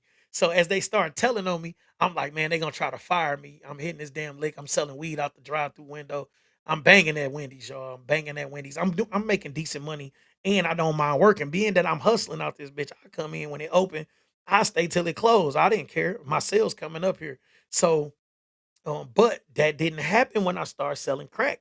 So as I started selling crack, I had to get out of Wendy's because crackheads not just running up the Wendy's. So and the Wendy's on and this my last job. This the last job I ever worked, like the last W2 job I've ever held in my life. So I'm at the Wendy's, I'm like 17. Um once the drought happened, I started selling crack. Now how I started fucking with crack is my dog, rest in peace to my guy Pat. My guy Pat Bates, man. Pat was a good dude, man. Pat got killed since I've been home, but Pat was a hustling ass nigga, man. And I got cool with Pat, and Pat liked the fact that I mind my business, right? So Pat didn't drive at the time, or he didn't, or his car was down. Something happened, but whatever happened, I think his license was suspended or something. So Pat used to call me all the time, like, bro, let's go get something to eat and shoot a couple moves. So I go do that with Pat, and the weed slowed down. We shoot a couple moves, and Pat was basically letting me know that um it basically he was being looked at for a murder. So he, I run around with him. I done been to court with him. You know what I'm saying? We cool. And I go to the lawyer house, everything. Like this was my guy for a while, for a few months. And he the one that first introduced me to like selling crack. Like Pat, like shit. Ain't no weed, nigga. Take a couple of these. So when he do that, I'm on here telling my life story because it is like uh leading up to something. So when I do that, um, I start making decent money. Damn, this kind of sad. I fuck around and hit a lick with Pat. You know, like call me, whatever. I ain't gonna go too much into the lick, but I hit a lick with Pat on my first lick. Pat was the first one that gave me a sack, and Pat was the first one that I hit a lick with. So I hit a lick with Pat. Boom. I'm kind of turned out. The lick was light, but I ended up with more dope. And I ended up doing all right for myself. So now people see me at school. I was like, petty hustling in school, but I'm a foster kid, so I ain't got a car. Ain't nobody just bought me a car. I bought my first car that summer. I bought it, you know what I'm saying? Now I'm starting to look like I'm making a couple dollars. I'm beefing with some niggas that's making a couple dollars. My name getting around the hood. I'm terrorizing shit. I'm 17, 18 acting crazy. Um and it's literally like when I tell you it's like, man, it's like shit was looking good. I was at war. I was, strapped up and acting crazy. 'Cause then I'm robbing shit. So I ended up hitting like a real lick. And it kind of like gave me a rush. And I knew I was crazy then. That's what I knew I was crazy. I was trying to rob everything. That's how I got my reputation in Southwest. So it was like you know, the main thing was that I still held myself to a certain standard. Even though I was tripping, it wasn't like you could not have me around you. It's people on here that's probably from the hood, man. It wasn't like you couldn't I wasn't a person that you just couldn't trust. Um it you know, I kind of got my reputation, man. I handle my business a certain way and my people rock with me, man. So everything ended up being kind of decent for me in the hood. You know what I'm saying? And by the time I was turning 18, I was into everything. Like literally everything. I sell weed, rob, um, crack, whatever. Like, you know what I'm saying? Like literally everything. And I was turned. So it kind of like propelled this reputation of, man, dog on tip, dog on tip. But it was of a certain thing, you know what I mean? So no matter what, like even when I was robbing shit, bro, I I wasn't a person that you couldn't trust, right? Even when I was carrying these fucking guns and acting crazy, I never been the person that you didn't want to bring around. Like my homeboys' mamas used to be like, you got to be more like him, right? I always been a person of a certain quality. I always carry myself to a certain standard. And when I ended up going to jail for a kick though at 18, I did the same thing, man. Right? I end up going to jail. I'm 18. I walk in there. I'm a little hot headed still. I'm 18, but I carry myself a certain way. I did a year in the county. I had a couple bumps and bruises in the county, but I held myself to a certain standard. So I'm walking in here with my attitude a certain way. I get in there. I ended up befriending this dude from Pontiac because I knew people from Pontiac. Like I said, I was hustling. So he like, man, you know, we was close to the same age. He had been in there maybe like 2 or 3 years by the time I got in there. And we ended up straight. Oh man, this my guy. This you know how that go. We at the day room, we chilling, and we end up cool, man. And while we cooling, dude was like a little hater, you know what I'm saying? But at the time, my sister was a millionaire. I told this story on TikTok or something before, whatever. But my sister was a millionaire. My money orders came huge, like my money orders was large. And in jail, I don't mean it was like $20,000 money orders, but it was good money orders for jail, four, five, $600 money orders. It was decent for jail, and they came regularly. Like it wasn't like she'd send me $300, $400, and I won't hear from her for the rest of the year. It'd be like I can make a phone call and I need some more money. It'd be $400, $500 there in a few days. Like it was about a mail then, so it'll be, the next week I get $400, 500. So really I didn't look at money the way like, oh man, this I'm like shit, everybody eat. I come from a gang culture. What people got to realize is the gang culture is different. Ben Harbor, I didn't learn that. Look at me, look at me, look at me. So when people see me and I behave a certain way, it's certain people that I looked up to. Specifically, it's a homie named Marcel. Marcel died when he was like 16, but that's my big homie. When people say big homies, it's only a couple people that I consider my big homies, and Marcel is one of my big homies. Like Marcel was the one that showed me how to fight. Marcel was the one that showed me how to shoot dice.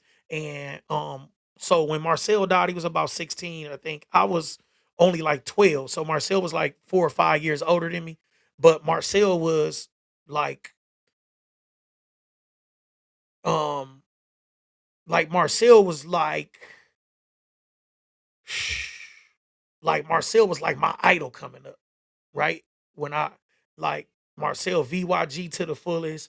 Marcel showed us how to be a gangster. I seen when the Vice Lord started to move in Vineyard, I seen Marcel one on one with anybody that wanted. And if anybody I grew up with, he'll tell you the same thing about Marcel. It was like he's like a one of a kind type of person. And that's who I looked up to growing up. Like the way he carried himself. I like the way shit. Marcel had a missing tooth, but Sale was like real good with the girls. That you know what I'm saying. And he was very mature for his age. And he was very selfless. Like he wasn't a person that was like, look at me. I'm Marcel. I'm the leader, or I'm this. He was literally like, we all family. And he never made me feel like nothing but family. So when people, get around me and I'm like, look, dog, take like even with my kids, I'm always saying, take care of your people, man. Do this or do that. Is because what was imparted on me at that young age was that it was gang life. Like this your family. So um growing into my manhood, that's all I knew was that this your family. So I was taking care of a dog. His name was Gutter. I was taking care of Gutter like, this my brother. Like I'm gonna make sure you straight. He wasn't getting money orders. He had a daughter at the time, and his daughter really wasn't, she wasn't old enough to do anything, but he couldn't do anything for her either. He couldn't send her pictures. So I would make sure he got pictures. I'll do all of this stuff. And Dog was like my man's. You see me, you see him, vice versa. And but he really wasn't of my caliber. Like I was the tutor in school. Like I came in there with a high school diploma. I was the tutor. You know what I'm saying? I graduated with honors. So I ain't coming to prison like, oh, let me go get this GED, which is nothing wrong with that. But I didn't go in there like that. I walked into quarantine, took the test. I scored 12.9 on everything, which is the tape test. And they told me when you go to wherever you're going, they're going to make you a tutor. I got the Saginaw level 4 about a month later, and I told him I wanted to be the tutor. My bunkie told me, man, they not, yeah, that's a good. He said that's a good job to put in for. They're gonna have you on a waiting list for 2 years. About a week or two later, they called me out and gave me a tutor job. My scores were through the roof, like through the roof, and it was I've gotten every tutor job wherever I wanted if I wanted that job. So I get in there. I'm cool with dude. He really like a loser, but we had got cool off the rip, so I'm just cooling with him. Um, One day, this this when I'm getting into this character shit. One day, we go to the child hall, and he doubled up in the child hall, and it was like a certain type of cake they have, it was like an Oreo cake or something. It was good, but when he doubled up, he got the main thing, and then he gave me the cake. That was cool. The next day, the very next day, we get in the child hall, and he was like, "Jackpot, let me get that milk." I was like, "Man, I'm gonna drink the milk with this." It was a cookie or something. I don't even just get milk. It's only cookie or cake is the reason I get milk. Ain't this nigga know that? He been go to the child hall with me two times a day the past 3 4 months. You know that if I got the milk, he's like, "Let me get that milk." I said, "Man, I'm gonna drink the milk with the cookie or whatever it was." He said, "Shit, I gave you my cookie. I gave you my cake yesterday." No joke. He just looked at me and was like, "Shit, I gave you my cake yesterday." I looked at him. I said, man, you know what? Here you go. Here go the milk for you. On everything, bro. I gave him the milk. I just get up from the table. I threw my food away. Saginaw level 4. This is the summer of 2004. I spent all of '03 in Oakland County fighting the case. 2004, y'all. I gave him. I'm like 19 now. I literally get up from the table, slide him the milk. I don't even throw my food away. I give him the rest of the tray and just walk out. That's the last time I fucked with it. Just keeping it 1,000 with you. It's the last time I kicked it with dog. When everybody started asking, damn, Jack Pop, why you don't mess with Gutter no more? Why you don't deal with dog no more? I didn't even explain it. I just like, man, dog different. You know what I'm saying? But I start pressing him, dog, you can't play basketball with us. Cause I got a crew. You know what I'm saying? I got a whole crew that like follow behind me. You can't play basketball with us. You're not gonna be in the day room with us while we doing rap shit. You know what I'm saying? So because they follow with me, they don't care. They don't know why I'm falling out with dog. They just rolling with me. You know what I'm saying? It didn't matter. Jackpot says you ain't down, you ain't down. So some of the Pontiac dudes was just kind of like, man, why you letting young dog like run you off the court and stuff? And he used to stutter, man. I ain't worried about that nigga, man. That nigga tripping. So, his bunkie came, and his bunkie name was Duck X. My memory cold. So Duck X come. I was out there hooping. I used to hoop all the time, and Duck X come, and he said, Jackpot. He's talk like Rodney Dangerfield. Jackpot, my bunkie ain't gonna let you keep running over him like that, man. My bunkie said. My bunkie said. And at this time, they were saying that he had a rape case. I didn't know nothing about a rape case, but it's just so happened that the time that I quit dealing with him is when the rape stuff, it probably was like a couple days apart. But I didn't care. I never talked about this rape, whatever his situation was, because he was no longer in our circle. It was nothing for me. The people around me that were older and know how I'm moving, they know everybody around me solid. We not dealing with no punks, and we were all young, and that was big to have a group of young guys and me be like, dog, if you were dealing with them boys, you got to go that way. So, and I had did it. I was consistent because I had a little homie named Mike, man, and he was dealing with the like literally like some stuff happened, man, and dog had a hickey on his neck. They come to the school, they say, Jackpot, man, why your man's got a hickey on his neck? Boom, the nigga got a hickey on his neck. Um, I come back from the school. I was a tutor, so I had to be at the school. They call it the milk program. I had to tutor these niggas 3 hours, right? So now I get back to the unit. We in level 4, so it's locked down. So the way that they open the gate for me, boom, he catch me on the walkway. He like, I remember, I'm tired. That nigga say, Jackpot, what you know about this? Boom, he put the headphones towards me, like, boom, what you know about this? And it was Usher. All I do is think of you. I remember this shit, bro. I listened to it like about 30 seconds of it, 45 seconds of it. I'm acting like I'm bobbing, right? Peace and love, G. Boom, I'm right. Boom, boom. I'm listening to him, listen to him, right? Boom, boom, boom. And I just, because he had the state coat on over this hickey that they were talking about, I just snapped the collar of the coat down. Boom, dog got a big dumbass hickey on his neck. Bam. So I'm like, dog, you can't come back to the table with us. That was it. He like, man, no, man, my sister, no, no, I'm tripping. He said my girl did this weekend. Only thing came to my head. That's why I said my sister. He said my girl did this weekend. It's Tuesday, first of all, or Wednesday at the time. And I was out there this weekend and they wouldn't let my sister rub my waves. I ain't got waves now, but they wouldn't let my sister rub my waves, bro. It was level 4. Fast as she did this, they was on her head. So when Dog said she put this hickey on it, I say, man, I ain't playing that out there. You know what I'm saying? So nigga, it is what it is. You was acting crazy about a month ago, like they was forcing you to move in the room with the punk. But what really happened was you was in love. So that was that. So he was already out the circle. Boom. So now when it came to the Gutter situation, I didn't have to kick Gutter out the circle for the case. I had already said we ain't rocking with Dog. And I didn't have to tell my guys why. Because they rode with me. They know that this is what it is. So when when Gutter say, uh, man, I ain't gonna, dog ain't gonna do whatever. So his bunkie come back, tell me that the next day, I tell his bunkie, I say, man, I ain't worried about Gutter, man. The next time I'm just gonna blow his shit out. We gonna keep it G. So the next time around, Gutter come say something to me is about the police that next morning, like early in the morning, like I'm literally just waking up. Gutter sneak me in front of the police. Boom. Fast as I say, bro, we just go outside and take care of it, man. It's like a little blind spot in this particular unit. It's like a little blind spot where you can't see the cameras. That's where we go fight at.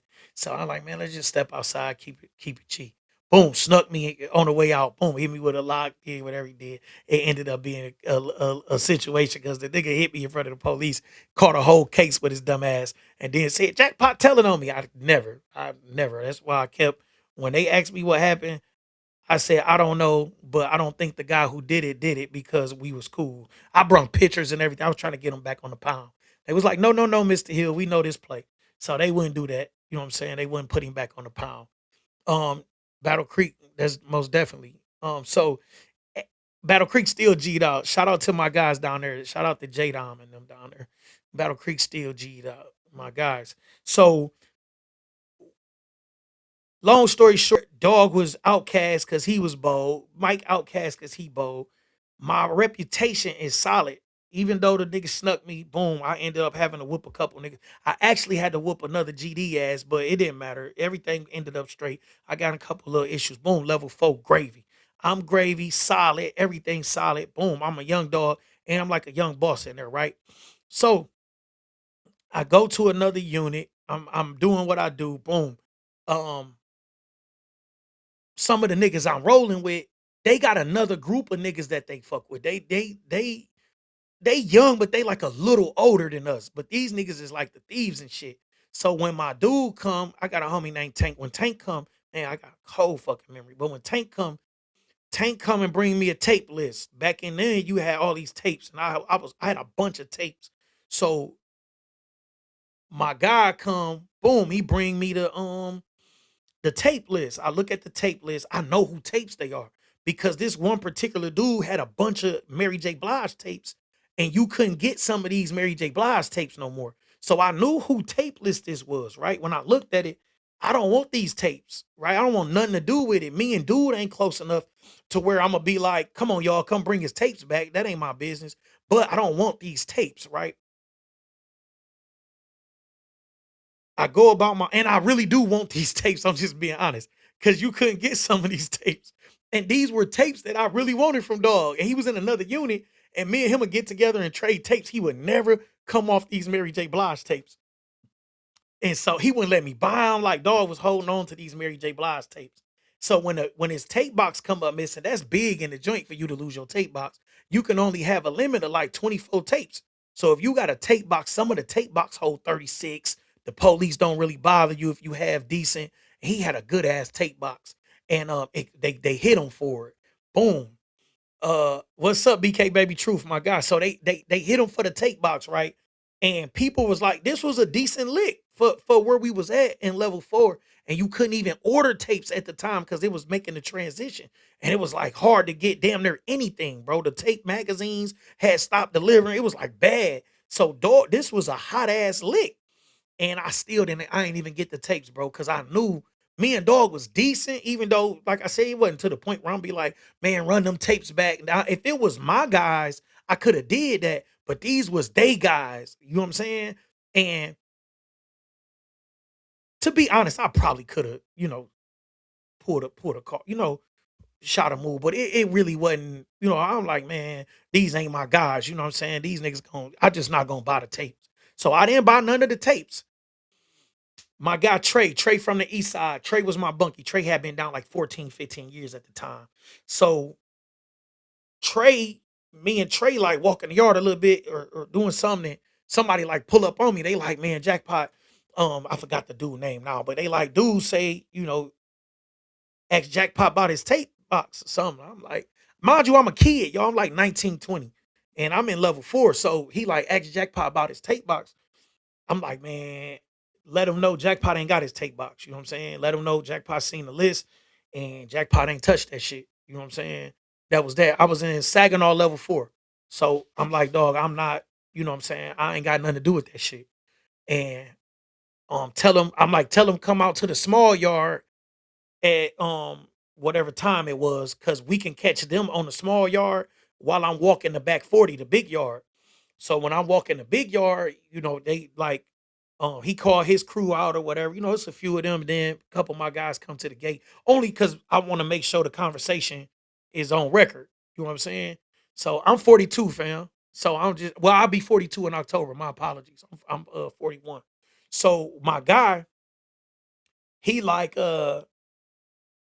got our, I got my crews at the gate. We discussing what's going on because I don't want nobody to say Jackpot said X, Y, and Z got the tapes. So I got my security team with me, and he got his people because and we gonna have this conversation in the open because I don't ever want my name in the bullshit. And so he told me, he said, man, somebody came to me and said Jackpot had, whoop whoop. I said, look, bro, I seen the list. I didn't want nothing to do with that shit, bro. I told him, take that shit that away.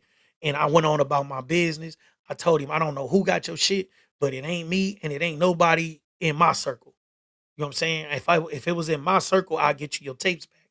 So Trey was with me. And so I asked Trey, I said, how the hell do my name get caught up in something like stealing? I'm like, I got a locker full of shit. I got so much going on, bro. Um, I don't got no reason to steal. You know what I'm saying? And he like, man, Trey said one of the most valuable things that I've ever learned in my life, y'all. And Trey said, it don't matter. This nigga Trey a real nigga. Trey said, man, it don't matter. He said, if anything happened, it's Jackpot in them. He said, if anything happened, he said, if anybody in your circle do something, and I'm telling you, my guy ain't the one that stole the tapes. But even though my guys not the ones that stole the tapes, my guys do have the tape list and they showing people and it's got prices on there. So it get back to Jackpot in them. And so when Trey say it don't matter, you the ringleader, right? So I'm giving y'all all of these things because we talking about character. I know it seemed crazy, but Trey tell me it don't matter if anybody in your circle do something. It's Jackpotting them. You not a follower. You are considered the ringleader, so it don't matter. This somebody that's probably close to 20 years my senior at the time, right? And when he broke it down to me, I'm like, damn. Mind you, this been 25 years damn near now. And it's really in my head like it don't matter. If something's not right and it's people that are connected to you, it's jackpotting them. And you got to deal with that. You got to deal with that because you are the leader and you put yourself in a leadership position. And I know that I put myself in a leadership position because the people that I looked up to is people like Marcel, right? The people I look up to is people like Larry Hoover. I'm even able to take game from the people that are supposed to be enemies of Larry Hoover or whoever else. The people I look up to are the leaders, right? So I understood exactly what he said. He didn't have to explain it any other way. And I'm 19 or 20 years old at the time. I'm telling you, he didn't have to go into any other detail when he said it don't matter. If anybody in your circle did anything, it's jackpotting them. And he said it's either gonna be good or it's gonna be bad, and that's up to you. It's either gonna be good or it's gonna be bad. So the guys in your circle are either gonna do something good or they're gonna do something bad, and it's gonna come back to jackpot. It's gonna come back to jackpot, dog. And so I've carried that for 20 something years. And that's my thought process. The people around me, they're going to have to handle themselves a certain way. So when we talk about the music business or the streets or anything else that I've had my hands on in the past 25 years, that's a concept that I carry with me. So the people around me, they have to handle themselves a certain way because no matter what, it's going to come back to jackpotting them. So it's people that say, I'm a leader, and then they're allowing people to do things that they don't approve of. Then you got to get them people out of your circle and you have to behave a certain way because that's what real leaders do. So I take full accountability for the people that surround me. So I've never had a reason to tell on anybody or to do anything against the code because I'm taking full accountability for the people around me. So now if you are around me and I don't agree with the way you carry yourself. I don't agree with how you handle the women around you. I don't agree with none of my friends are running around smacking up on women. None of my friends have kids that they don't take care of. None of my friends are, snitches and different things. Like character is everything, or you need to find somebody else to be cool with. Because no matter what, it's always gonna be jackpot. So when people on here, they comment, the people that know me, right? It's not that I'm um superhuman, right? It's not that I'm um um godly or I'm somebody that's beyond messing up. I've been to jail, prison twice, state and federal, right? State and federal. And no matter what, people gonna tell you the same thing. People gonna tell you the same thing, man. Jackpot handle itself a certain way, right? I go into the feds, right? I'll go into the feds in 2017. I'm like early 30s. I don't go in there and try to be rock boss or nothing. You leadership qualities are leadership qualities. You don't have to walk in and try to do anything, right? And I seen this. I'm gonna tell y'all who else I seen this with in a minute, but leadership qualities are leadership qualities. Some people follow money. I can come in and push a little money around, and I didn't have to do that. It was people that knew me from the street. Jackpot make a couple dollars. I didn't have to go in and try to, make something more than what it is. People try to, oh, the feds, they got money, bro. It's broke people in there. People got gun cases. People do whatever. So I didn't have to come in and, yeah, I made money out there. People, the word get around, like, dog is who he is. But I didn't come in and try to be, oh, I want to be the car. I want to be the head of the car. I want to be the shot caller. I didn't do that. I got a natural leadership personality that it basically puts me in a certain position because I'm not going to be somebody's, do boy or whatever. But um within a year I was there, year or two, whatever, I got the workout car. I got all of this stuff. And what was once, oh, it's Detroit. Long as you from Detroit, Detroit, Detroit. I'm like, bro, just bring paperwork. You know what I'm saying? So the people that was with me, the feds go tell you, I was like, man, just bring the paperwork. If your paperwork good and you check out, you can roll with me. And some people hated it, but it was something that I felt like was real to me. As long as the paperwork good, you can come rock in the room with me. I got a homeboy named AG. AG is from Tennessee. AG love me. Call me probably once or twice a week to this day. AG came to the joint. AG look, jumped right in. He came and brought me his paperwork. Jumped right in the car with me. We eat. We cook up. We work out together. Boom. We good. We come home. What's up, bro? Boom, boom, boom. Since I've been home, he done spent some money with me, help him get his business together. Everything, boom. This my guy. So people get so caught up in territorial things and you from my neighborhood, you from this. That's something that I didn't have the luxury to do because I grew up in three or four different neighborhoods. So I didn't have the luxury of that. All I had the luxury of is judging by character. That's it. That's all I had a luxury to do is judge by character. I have to be quick on judging by character because I moved around so much as a kid. That's why I'm giving you the whole life story so you understand how I developed such a keen sense of certain things, right? So I grew up in Ben Harbor, and then Battle Creek, and then Detroit. And then even in Detroit, I've lived, as you say, I just said I lived next to McKenzie. I went to Pershing. I went to Lathrop. You see what I'm saying? I graduated from Ridge High School. So I've been all around. When you meet people every other day, you have to be a good judge of character. And it's something that you have to pick up on quick. And you have to be able to listen, right? You have to be able to listen because if you're not able to listen, then you can't even judge the people around you because you're too busy talking. You gotta be able to listen. Now I walk in, exactly, BK baby truth. I walk in, I am very alert because I'm usually the new person. So now I have to walk into a, a area, whether that be a school, whether that be the hood, whether that be a church, whether that be a prison. I'm giving y'all my life story so y'all can understand why I think the way that I do, right? So, bam, wherever I'm going, I've had to go from juvenile to boys home to foster home to this to that to that to that to that. So I had to be a quick judge of character. Boom. And by the time I'm an adult, I realized how detrimental it could be because a nigga that I'm cool with snuck me in front of the police.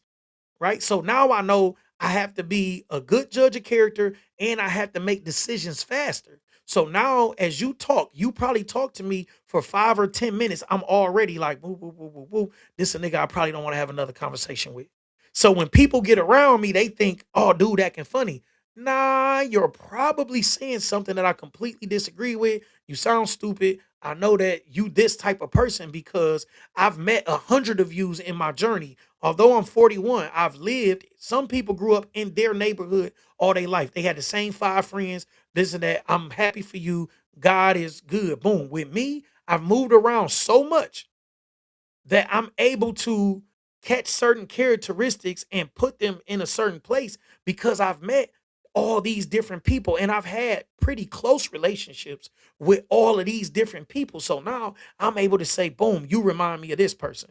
So I know how your personality is. Boom, you remind me of this person. So I know you trying to do some snake shit. You remind me of this person. I know you're an opportunist. You remind me of this person. You're going to be a good asset, but you not gonna mind taking me out if it means you can, get to the next another opportunity. I'm literally because I've seen your type before. You can say something and I can literally reflect back to a person that said that around me and what they meant by it. So that's why my music is so introspective. Boom, everything's boom because I was forced to be alert.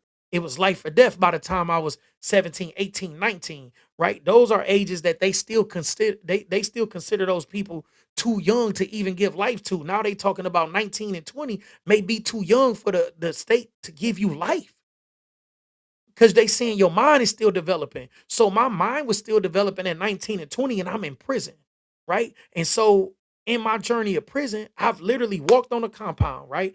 I walked upstate, boom, I get upstate, boom, walk on the compound. Within a year, I am the person running the dice game, the poker game, to this game. I'm 20, 21 years old. I'm 20, 21 years old, and I'm the person that's running this, running that. And it's not because I had the most money coming in. By this time, my sister fell off. It was going into 2008, and the real estate market flipped. Boom, she threw. I'm literally hustling for myself. I told the story about the homie L, and somebody actually put me in contact with L. Shout out to the homie Eastside. I bumped in the Eastside at Corn's Ironman competition last year. And he said, Jackpot, you remember L? I said, dog, I just told a story about L on my live. And just to run it back real quick, the story with L was, like I said, my sister was a millionaire. My sister was giving me all of this money, boom, sending me money whenever. And one time the money didn't make it in time for the store, and I was pissed. I'm in there playing cards with L. L probably like 30 something. Once again, I'm like 19. I'm playing cards. Boom. So I'm like, damn, man, my sister ain't sent this money. Boo, boo, boo. And he was like, oh, your sister owe you some money. I said, nah, L. But shit, she my sister take care of me. He say, listen, man, don't nobody owe you anything but your wife. If your sister sending money, your sister love you, and you got to deal with whatever bullshit come with that. Boom. He like giving me the rundown. He say, Jackpot, you 19. You should be able to fend for yourself. You kind of new here, you still figuring it out, but that's what you got to work towards. You got 7, 8 more years to do. Boom, literally another conversation that changed my life.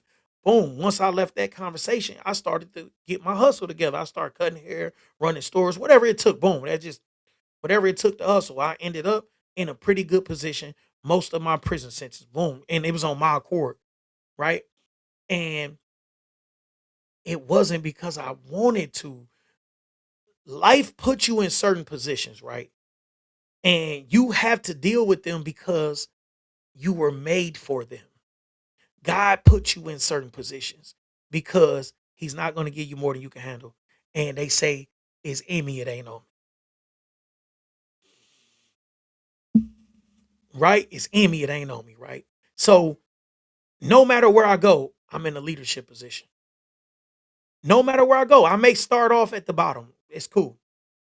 I guarantee you within a year, two, three, whatever progression, right? I'm in a leadership position because I've been a leader. It doesn't matter if I'm the youngest person in the room or on the staff or in the crew, whatever. I'm going to be in a leadership position eventually because I'm a natural born leader. Yeah, just a natural born leader. So you got certain things that you may say to certain people and they don't catch on. But you can say certain things, oh, it must be nice. That's you a hater. You know what I'm saying? Literally, quick as you fat. Damn, it must be nice you a hater.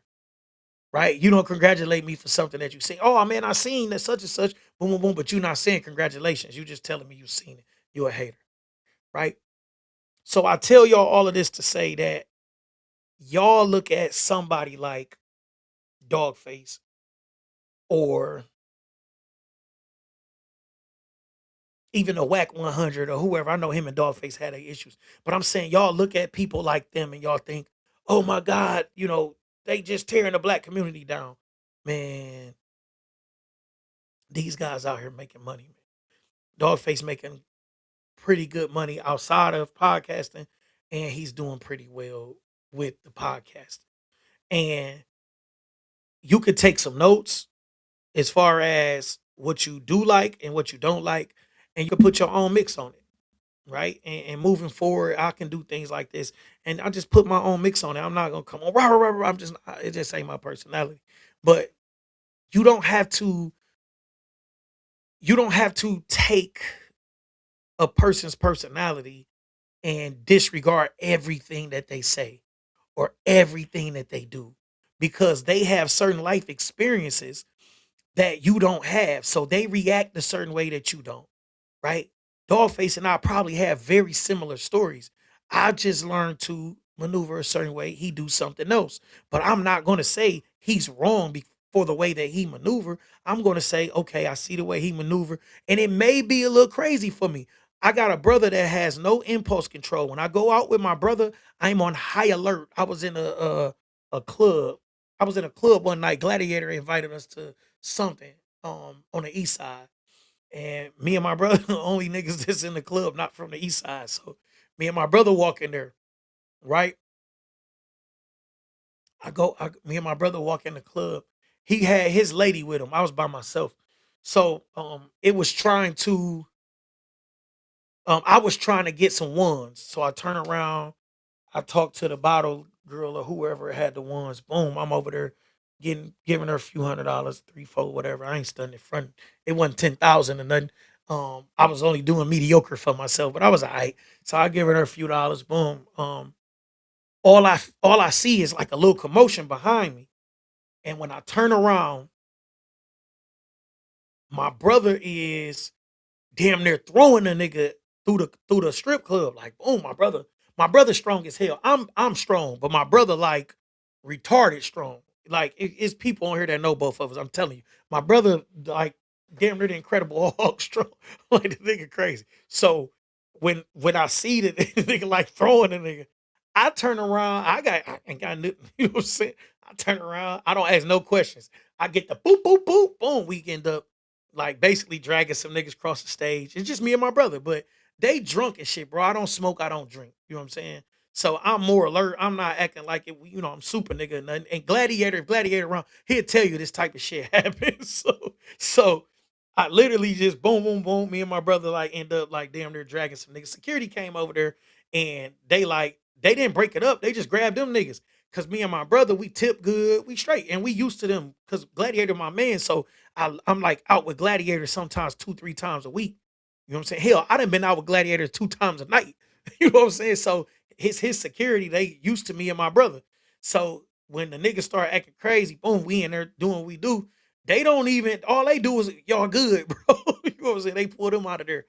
Boom. So when it all settled down, my brother tell me what happened and shit.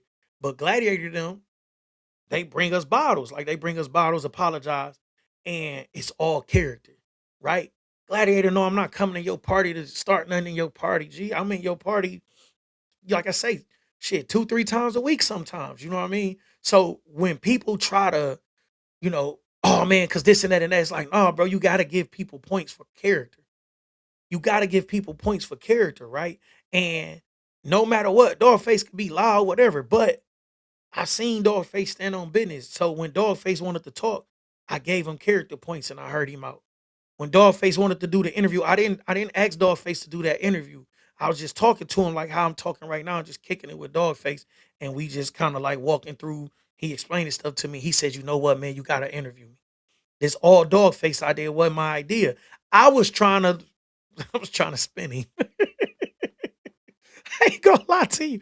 I was trying to spin him, man. I looked at my girl like, I'm telling you, like this week, next week, something. I say, man, we'll do it like next week, man. I got the. He said, no, like tomorrow.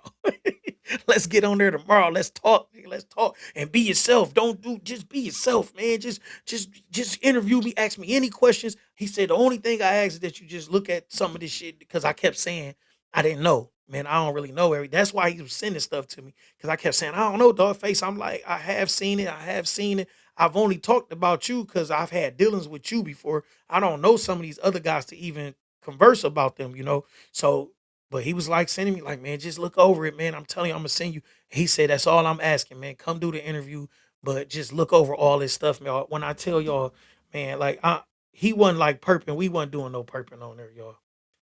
We wasn't doing no perping on the live. He literally sent me it's like real receipts, y'all. Like where's camera? It's like real receipts, y'all. I'm talking about it was so much, man. It was so much stuff. And that was all from one day. I hadn't talked to Dogface in 10 years. He had to text me and cuss my AI out to get my number.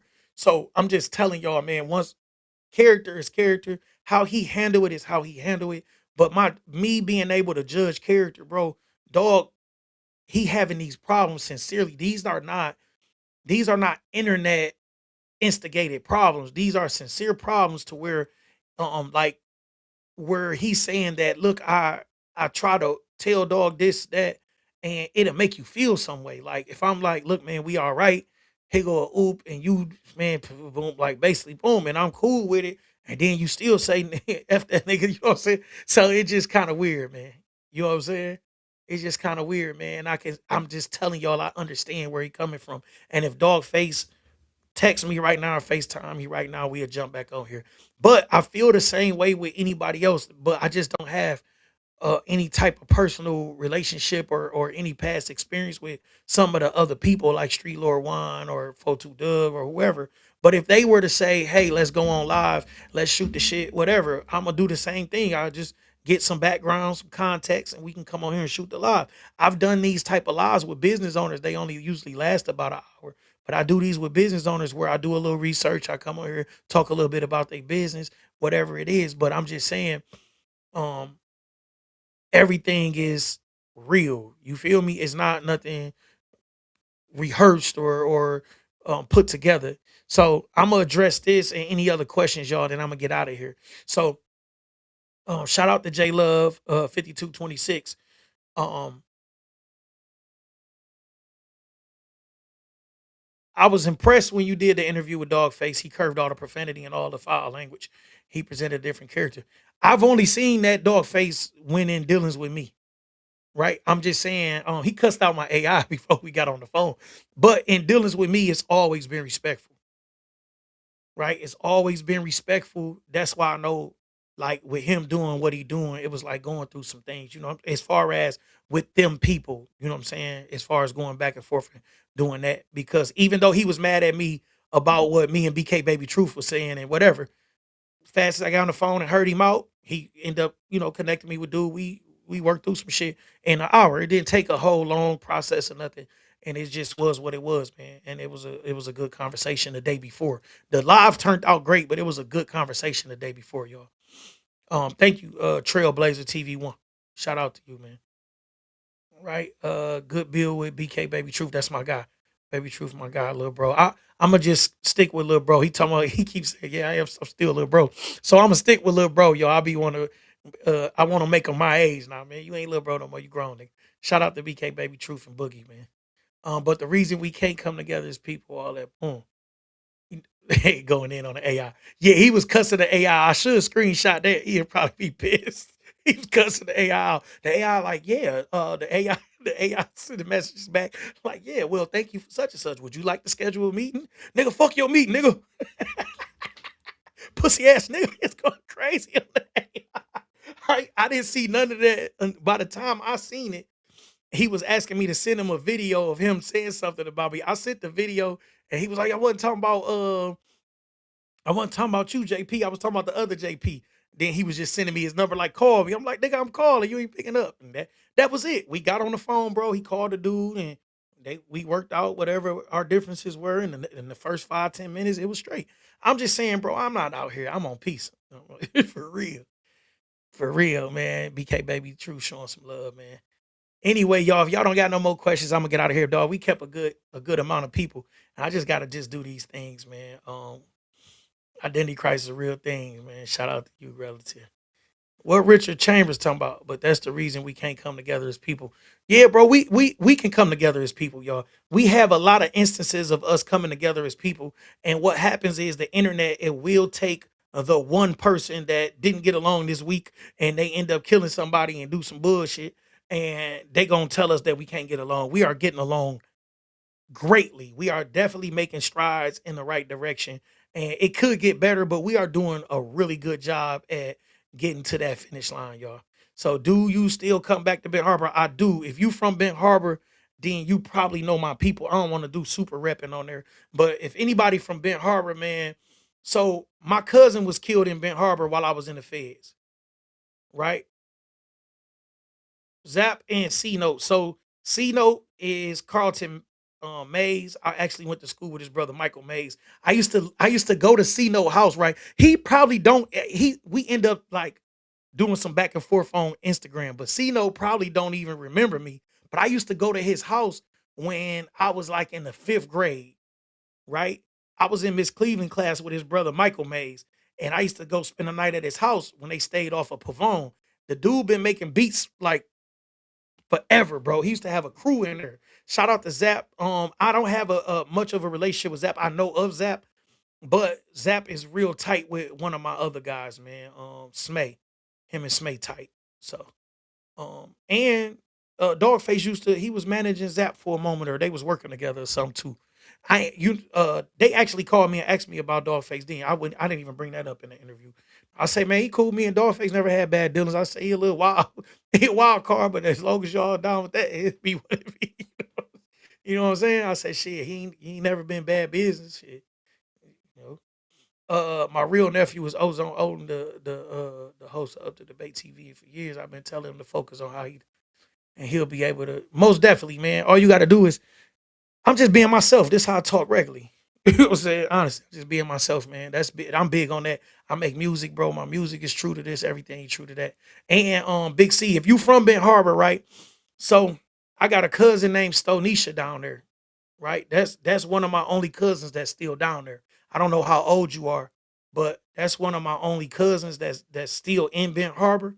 Cause my mom and sister, everybody else moved to Grand Rapids. You know what I'm saying? It'll just have to be how old you are. Ben Harbor's so small that if you are if you of a certain age, you will know.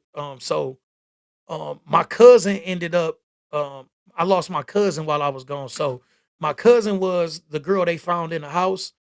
My cousin Tina, she was down there and I'll tell that story some other time. But my cousin Tina was the girl they found in the house. Her mama is my first cousin, man. The twins, my cousins. I got a big family. Well, like I said, everybody moved away, but I had a big family in Ben Harbor, man. My cousin was found in the house. She was shot in the face, and they was end up looking for a dude. Oh yeah, you about my age. So you know my sister. My sister was class of she might have been 2000 or 99, man. My sister is Nika Goodlow. You 43. Yeah, my sister Nika Goodlow. You had to know my sister. If you were class of 2000, you would still know my sister Nika Goodlow. Yeah. So yeah, bro, I'm Ben Harbor, real Ben Harbor dude. I'm Ben Harbor dude too. You know what I'm saying? I rep Southwest. I'm a real Ben Harbor dude. I go back. I don't go back as much because most of my family moved to Ben Harbor. Yeah, the Ben Harbor, the Valentine's, our son, else down there. Um, my dude Jay Valentine. My dude Jay Valentine, just talked to him. I know the Valentines, all of that. So I'm Ben Harbor guy, man. I'm from Vineyard, my guys. So anyway, y'all, if y'all don't got no more questions, I can get up out of here. Whoop. Take care of some business. It's been a couple hours.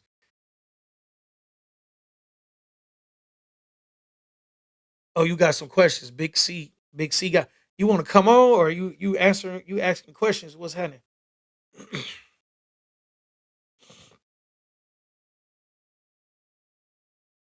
Oh, you saying you do know my sister, or not that you got more questions? Yeah, my sister, man. That's my mama daughter. We used to live well. I'm from Vineyard, but my family lived on Catalpa, right on Catalpa, man. Yeah. Oh, yeah. Nika Goodlow. My family, the Goodlows. My mama is a Goodlow. Sandy Goodlow is my mama. BK baby truth. We gonna drop in June, baby. Nep on my head, nah. Nep on Facebook comment talking about my new name, Jackpot. Nep say, man, fuck that shit. Make a song, nigga. What you talking about, nigga? Let's get it. So I'm gonna give y'all this today. I'm gonna do some music tomorrow, man. Nep on my head, man. Oh Corleone. Damn, nope. I don't know that person. Oh Corleone. Nep say my new name, Jackpot. Man, I appreciate y'all, man. My guy, what's up, Tay? My guy, I'm just going through, man, talking the talk a little bit, man, giving a little background. Moving forward, I just wanted to talk about my life a little bit, man. Now I'm doing more. Oh, Corleone. No, no, no, yeah. Yup, but it's all good. Oh, Corleone. Yeah, the teacher, Miss Goodlow, the teacher is my auntie. Oh, I see. Well, it's crazy because it's a my bad, Big C. It's crazy because it's like probably a lag. So when you asking me certain questions, yeah, you it depends on which Miss Goodlow. Miss Goodlow is my auntie. Miss Butler that just passed a couple years ago is my auntie too. She's naturally a Goodlow. Butler is her married name. Um, I don't know what else you asking, trying to answer, but he said the teacher. But yeah, Miss Goodlow, and it depends on where you at, cause you got Miss Goodlow from Hull. That's my aunt Emma. And then you got Ben. You know what I'm saying? My God, man, listen, bro. When I tell you, I went through all of that, right? So I went through all of that. I went to the state joint, came home, got to some money, and then I was doing all this music shit, bro. And then I ended up catching a Fed case. So if you look me up, if you look up JP1 on any of the streaming platforms, you will see a bunch of music, bro. I got a bunch of music, like 10, 12 CDs, right? I did a bunch of music. I paid for it myself. I got a bunch of videos on my channel, y'all. If y'all want to watch some of these videos, I'm gonna drop some more music in June. I think the last time I put a video up might have been 3, 4 months ago. But so basically what happened, I came home, bro. I got to hustling, putting out all of this damn music, man, and chasing this dream. Boom, boom, boom. I'm going crazy chasing this dream. And I end up catching this case. Boom, I called a dumbass pill case. Well, it ain't a dumb case, it was a big ass pill case. But I catch this pill case. I end up pleading out to a damn conspiracy. So I fought this Rico for like 2, 3 years, spent a bunch of money, like 2 years, and spent all this money. I end up copping out to a conspiracy, which was cool. I end up with 60 months. I did about a little less than 4 years on that. But I went in the feds. I got a associate's degree. I came home in 23. I got a bachelor's degree from Wayne State. I got my master's in 24. I graduated at the top of my class, 3.8s and 3.9s. I got 4 kids. Like I handle my business with all of this shit going on. 4 kids. I was moving and grooving, building my business. I'm doing all this shit, y'all. So now that I've graduated, I got a whole tax team. I ain't even talk about that yesterday. I'm making over 6 figures a year, y'all. That's why I barely do these shits. This is my company. Real Life Business Solutions is my company. I got to do more content. I'm trying to get this content all the way together, and I don't want to overthink it. I'm gonna have my dude do me an intro and outro, and I'm gonna come out here and shoot my shit, talk about whatever. It'll be a little more dialed in, but it's all good, right? It's all good. So if y'all, what's crazy is if y'all tuned in, y'all may have seen me. I went viral. It's been about 2 years now, maybe 3 years. I think it was my bachelor's when I walked across the stage and I threw up the pitchforks. So I go to get my degree from Wayne State, and when I get to the thing, I throw up the pitchforks going up the steps or whatever, and I had like a bunch of views and stuff. That wasn't really why I was doing it. I was at the time I felt like people try to, you just a GD or you just this and that. And I'm like, dog, I'm getting a degree. You know what I'm saying? I'm in there with my cap and gown on, like, nigga, what's up, man? You know what I'm saying? What's up, man? We throwing up pitchforks. We did this, and it's good to see one of us make it, man. And I just love the fact that I can show people that I can be who I am and I can still grow because it's called growth and development. You right? It's called growth and development. And so when I walked across that stage, I didn't know it was gonna do the numbers it did. My lady, it was actually damn near a joke because my lady, like, baby, you getting a degree, you can't keep GD this and GD that. And I was like, shit, I got a degree. I'm gonna be GD no matter what. You know what I'm saying? And she think that she like, the kids this. And I'm like, yeah, but the G's need to see that we can do this too. You know what I'm saying? So it was like a conversation with me and my lady before I walked over there. So when I turned around and threw the pitchfork up, it was for her. It was more so like I'm telling you, you know what I'm saying, that we do this too. You know what I'm saying? So it ended up going viral, but it was in good context. It wasn't in like a stupid thing. It was literally like, this is what we came to do. You know what I'm saying? And everywhere I go, I want people to understand that that's what we came to do. Like I'm not running around. I'm a GD, you a Vice Lord, we beefing like that shit kitty as fuck. You know what I'm saying? I'm not doing none of that. Like I've been a GD all my life. I don't feel like I gotta be big GD, big over GD, big nothing is. You know what I'm saying? I'm stamped. I came home. I came home from the feds. I called the big homies. I sent paperwork. Let's go. Let's get back to the money. You know what I'm saying? Let's go do this shit with these kids. Let's make sure this shit straight. You know what I'm saying? That's how I work, man. Everybody know that I do what I do, man. And I can be me, right? I can come out here and talk business today. I can talk some rap shit. I can be me, bro, because I'm consistently me, right? I'm consistently me. And that's why I'm able to do it so passionately, right? That's why I'm able to do it so passionately, man. I love me. I love everything that I've been through. I'm not ever, I've done nothing that I'm ashamed of.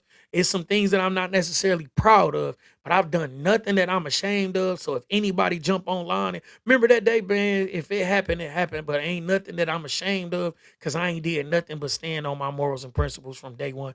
Ain't nobody never slapped on me, did nothing. I ain't ran. You know what I'm saying? So at the end of the day, I'm not worried about no backlash online. And that's what people got to understand, man. Your character is everything, bro. And that's mainly what this was about. It's just about character, bro.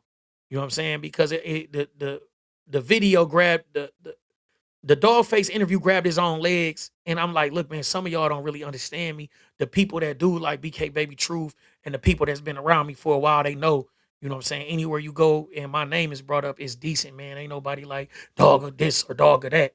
You know what I'm saying? So it's always me. I'm always me, bro.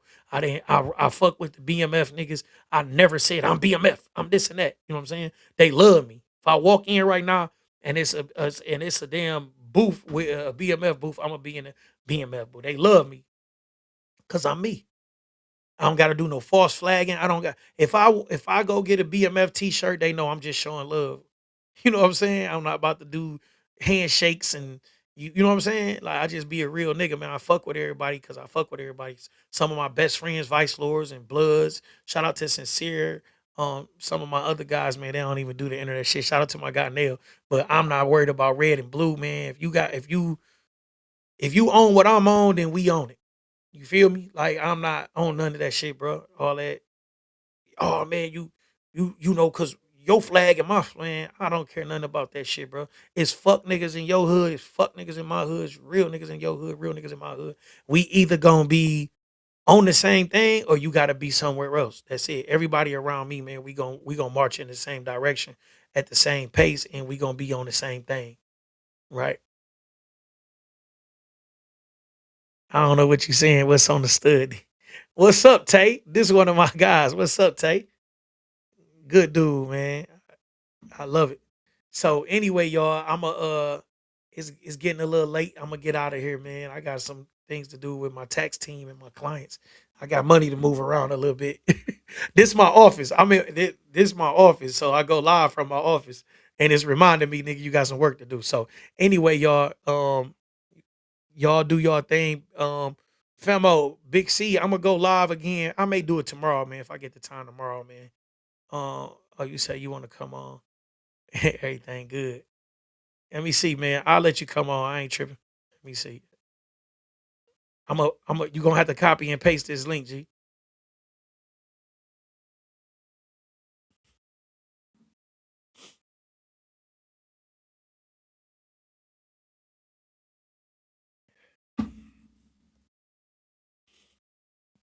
Big C 1082 said he want to come on and do what it do.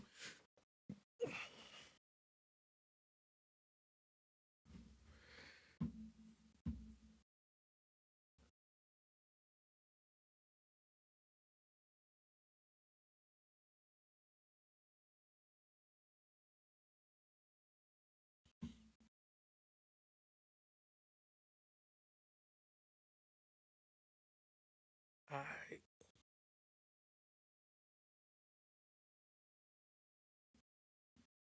boom, boom. I was trying to let my dog come on. He said he wanted to come on. Anybody else wanted to come on? I want to trip y'all. But if y'all don't want to come on, I'm gonna get up off this thing. I'll get back on here. If I can't get on here tomorrow, I'll try to get on here Friday. Um, I got a little bit going on. What is it? Oh, tomorrow I'm supposed to get proofs of my book tomorrow. BK Baby Truth, you ain't send me that link to order your book neither. We about to be beefing. I'm about to text you. We about to be beefing, but I'm about to text you and remind you to and send me that link, man. I need the link for that damn book.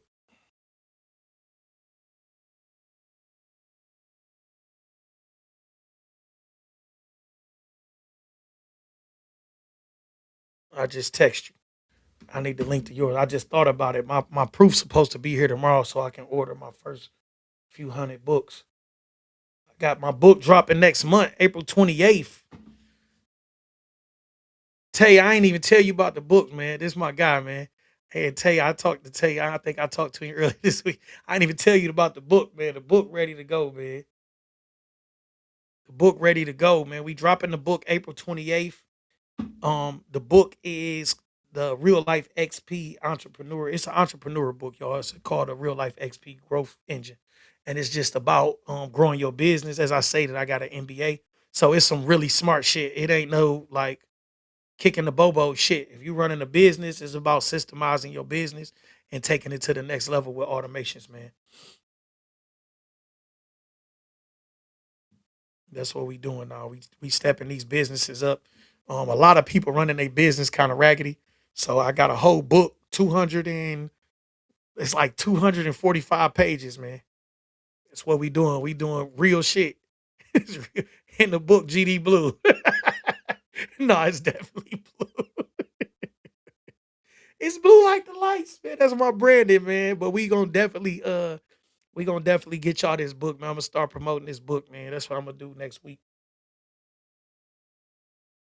I just want to get the proofs first, make sure everything good, and then put my order in. And I'm gonna get y'all these books, man. They're gonna be like they 24.99 on Amazon, and then they're gonna be $20 if you get the books from me. If you buy a bunch of them, like you got a crew, motherfuckers, you want to get a book too, I'll do some deals, 3 for 50s. We selling the book like we sold work. That's how I'm feeling. We gonna load up on this book. Listen, my lady, right? Just now, she just handed me an envelope. She just handed me an envelope with like 7,000 in it. Talking about, baby, I'm trying to flip this to 10 real quick. I said, shit, we ain't in the streets no more, so it ain't gonna be real quick, but we definitely can make something happen. So she waiting for me to get off this goddamn live too. Just handed me the goddamn. It's a beautiful thing, man. I love it, man. We doing all right for ourselves, man. We fought to get here. You know what I'm saying? From the streets, from that Fed case and all that bullshit, man. We fought to get here, and I'm just glad that we doing everything the right way, man. Take a little longer, but it's worth it. Damn, it keeps saying loading studio. Big C, it keeps saying loading studio. Yep, it's on Amazon already, baby. Truth.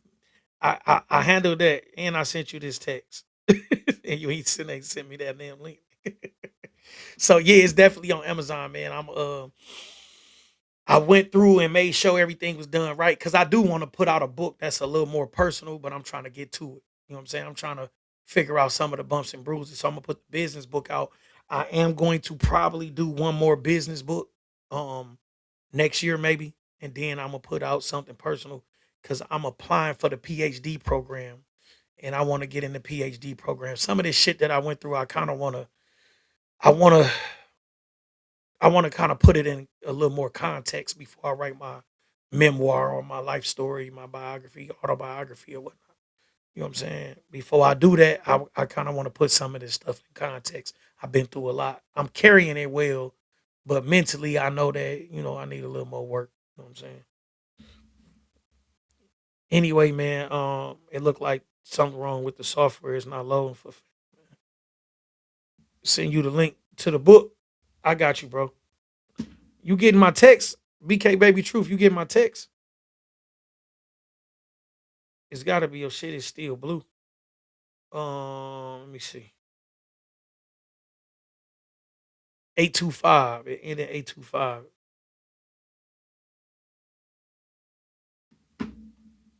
Anyway, I don't know what's going on with fam. I'm gonna get up off of here though, y'all. I appreciate y'all. The what is this? Okay, I'm gonna shoot for about the first of the month, y'all. We gonna get the intro, outro. We gonna actually get some type of order to this shit and make it a little better. I usually just jump on here and do these live streams anyway, even if it's just a business talk or whatever. I don't like overthink it, but I'm gonna get a little more organization to this, and we gonna go hard, man. Dawgface pumped me up Saturday, bro. You got this. You bullshitting. So we gonna get on here, man. Even if I just get on here and talk the shit a little bit, man. Y'all keep tapping in with me. If y'all got any business questions, anything about um my program is Real Life XP. That's what the book is based on. Because it's about the 7 pillars of the Real Life XP exponential progress. And then you got uh 7 steps, seven like it's like break down everything for you. And it's 250 pages all game. It ain't no fluff and no bullshit.